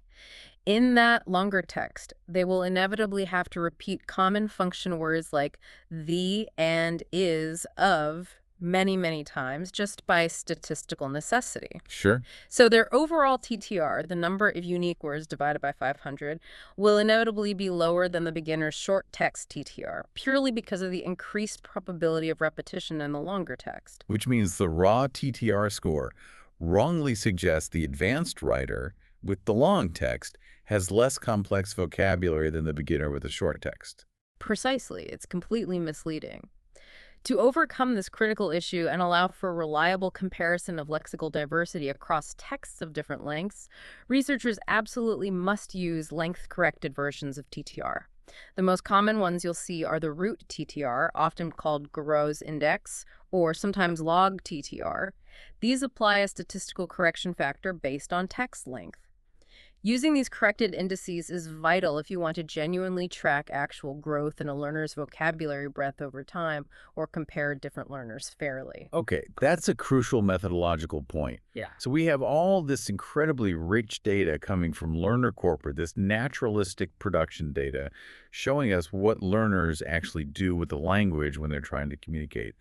But this LCR data, powerful as it is, has a well-known limitation, doesn't it? Something that forces researchers to go a step further. Yes, it does. That key limitation is avoidance. The corpus primarily captures performance, what the learner chooses to produce. But learners are smart, and they are often free to strategically avoid using complex grammatical structures, specific vocabulary items, or difficult constructions that they feel unsure about. Right. So a learner might appear highly accurate in a corpus analysis simply because they never actually attempted to use, say, a complex relative clause or a tricky subjunctive verb form. They stuck to simpler structures they had mastered. So the LCR data alone only gives us indirect information about what the learner actually knows, their underlying competence or potential. Exactly. It shows us what they do, but not necessarily everything they can do or know. To overcome this problem of avoidance and get a clearer picture of their underlying competence, researchers increasingly employ a process called triangulation. Triangulation. Okay, what does that involve? It simply means combining different types of data. Specifically, combining the large-scale naturalistic production data we get from learner corpora with more controlled, experimentally elicited data. Ah, so you mix the natural stuff with lab-based stuff. Pretty much, you combine the LCR data, what they do naturally, with data from controlled experiments designed to specifically probe their knowledge of certain structures, even ones they might avoid in free production. What types of experimental data help researchers confirm competence and get past the avoidance problem? Oh, there's a range of tools. Things like acceptability judgment tests, where learners are presented with sentences, some correct, some containing specific errors, and have to rate how good or correct they sound. Or self-paced reading tasks, which measure, down to the millisecond, how long it takes a learner to read and process a difficult word or grammatical structure embedded in a sentence. Researchers even use eye tracking technology to see exactly which parts of a sentence a learner's eye fixates on longest, suggesting areas of processing difficulty. That makes perfect sense. So the LCR shows what you naturally produce when you're focused on communicating, maybe playing it safe sometimes. And then the experimental data checks what you mentally know or how you process things when you're forced to confront a specific structure. It gives insight into your underlying competence and maybe mental processes like how salient or noticeable a particular rule is for you. Exactly right. This mixed methods approach, combining corpus and experimental data, is really the hallmark of a lot of modern SLA research. It allows researchers to leverage the power of large corpora to check for generalizability and real-world usage patterns, while also retaining the fine-grained experimental control needed to test subtle, complex hypotheses about mental representation and processing in the lab. You get the best of both worlds. So what does this all mean? What's the bottom line for the teacher on the ground trying to make sense of all this? Well, I think the overwhelming consensus, which is strongly supported by integrating all this data from SLA research and learner corpus research, is that those old, rigid methodological debates of the past, GTM versus the direct method, L1 versus N2, only they are largely obsolete now, or at least they should be. We've moved beyond taking sides in those old battles. Hopefully. We now recognize that the sheer complexity of language, which we talked about at the beginning, absolutely demands a more pluralistic, flexible view of teaching. So we've really journeyed from that historical era of these dogmatic, almost mutually exclusive methods where GTM insisted on constant L1 translation and the direct method strictly forbade it to where we are now, which seems to be a much more scientific, data-driven pedagogy. That's the goal, yes. Teachers today, it seems, no longer simply choose a method like picking a team. Instead, they should be choosing a pedagogical approach that's actively informed by empirical evidence about what learners actually do, what they struggle with, at specific proficiency levels, evidence often measured using that CLEF triad: complexity, accuracy, and fluency. Precisely. Successful teaching today really requires recognizing the highly unique needs, not just of each group, but potentially of each individual learner within that group. The professional conviction now, grounded in research, is that different methods, or rather parts of different methods and different techniques, should and must be strategically integrated and practiced, often within the same lesson or course. Can you give an example of how that might look? Sure. A teacher might, for instance, start with a TBLT test to get students communicating and build fluency. Then, perhaps noticing a recurring error pattern revealed by LCR findings about, say, B1 error stabilization, they might conduct a brief, data-informed, focus-on-form moment to address that specific error, and then maybe follow up with a silent way-inspired moment of visual conceptualization using gestures or rods to solidify understanding before returning to another task. So mixing and matching based on need and evidence. Exactly. Teachers need to be reflective practitioners, able to articulate and defend their pedagogic choices based on the specific learning context, the learner's proficiency, and the available empirical evidence, not just on adherence to a single named method. It really sounds like it's all about tailoring the instruction much more closely to the individual's developmental path. Which brings us, I think, to a final provocative thought for you, our listener, to consider as you wrap up this deep dive with us. Yes, the real cutting edge of SLA research today is fundamentally shifting its perspective. It's moving towards viewing L2 development not as this smooth, steady, linear progression up a ladder. Which is how we often think of it. It is, but Yeah. the evidence suggests otherwise. Instead, it's increasingly seen as an individually owned process that is highly nonlinear, dynamic, sometimes even chaotic. We often use the term complex dynamic system, or CDS, to describe this view. Okay, complex and dynamic. And LCR research informed by this CDS perspective is now arguing for the critical need for extremely dense longitudinal corpora. What that means is collecting many data points, writing samples, recordings from the same individual learner over time. Not just once or twice, but maybe at least 12 data points per year, or even more frequently, to truly capture these unique, fluctuating individual developmental patterns. 12 times a year per student. That's a lot of data. Yeah. So here's the final thought. If we know, or increasingly believe based on data, that language learning is profoundly individual and dynamic, if the data strongly suggests that your unique learning trajectory is nonlinear, with ups and downs, then how must the current, largely group-based classroom structure, which treats everyone mostly the same, adapt? How can it effectively track and respond to your unique developmental path over time? It's arguably the ultimate challenge facing the future of language teaching. How do we genuinely personalize methodology to match and support that inherent individual dynamism? Something to definitely think about. Thank you for joining us on the deep dive. We really hope you walk away feeling, well, better armed with the knowledge of how and why we teach languages the way we do today and where things might be heading. We'll see you next time. Được thành lập 2018 bởi nhóm giáo viên đã có nhiều năm công tác tại các trung tâm lớn uy tín ở thành phố Hồ Chí Minh. TOEIC FOCUS không chỉ có các bạn học viên giỏi là các bạn tiến sĩ, bác sĩ, nghiên cứu sinh, các bạn học trường chuyên, mà còn có các bạn học sinh lớp thường đạt được điểm số IELTS và TOEIC cao nhờ vào phát triển được năng lực tiếng Anh thực thụ. Khác biệt với các trung tâm lớn, đông đúc, dùng chung một quyển giáo trình rập khuôn cho hàng ngàn học viên, lúc đi thi gây nhàm chán cho giám khảo chấm điểm. Đa số các chương trình online hay học trực tiếp tại thành phố Hồ Chí Minh của TOEIC FOCUS chỉ tầm 3 đến 7 học viên, dễ dàng theo sát các bạn, giúp tối đa hóa điểm số nhờ tích hợp nhiều phương pháp trong suốt quá trình giảng dạy.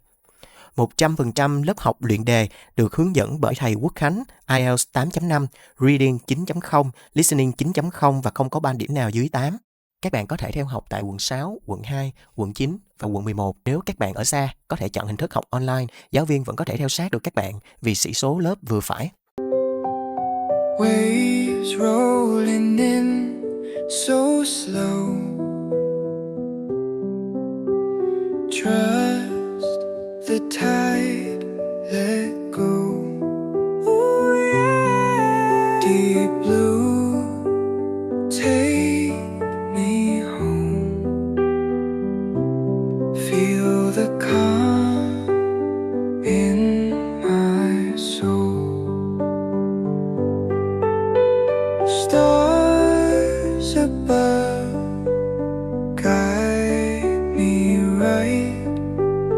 Moonlight whispers through the night. Ocean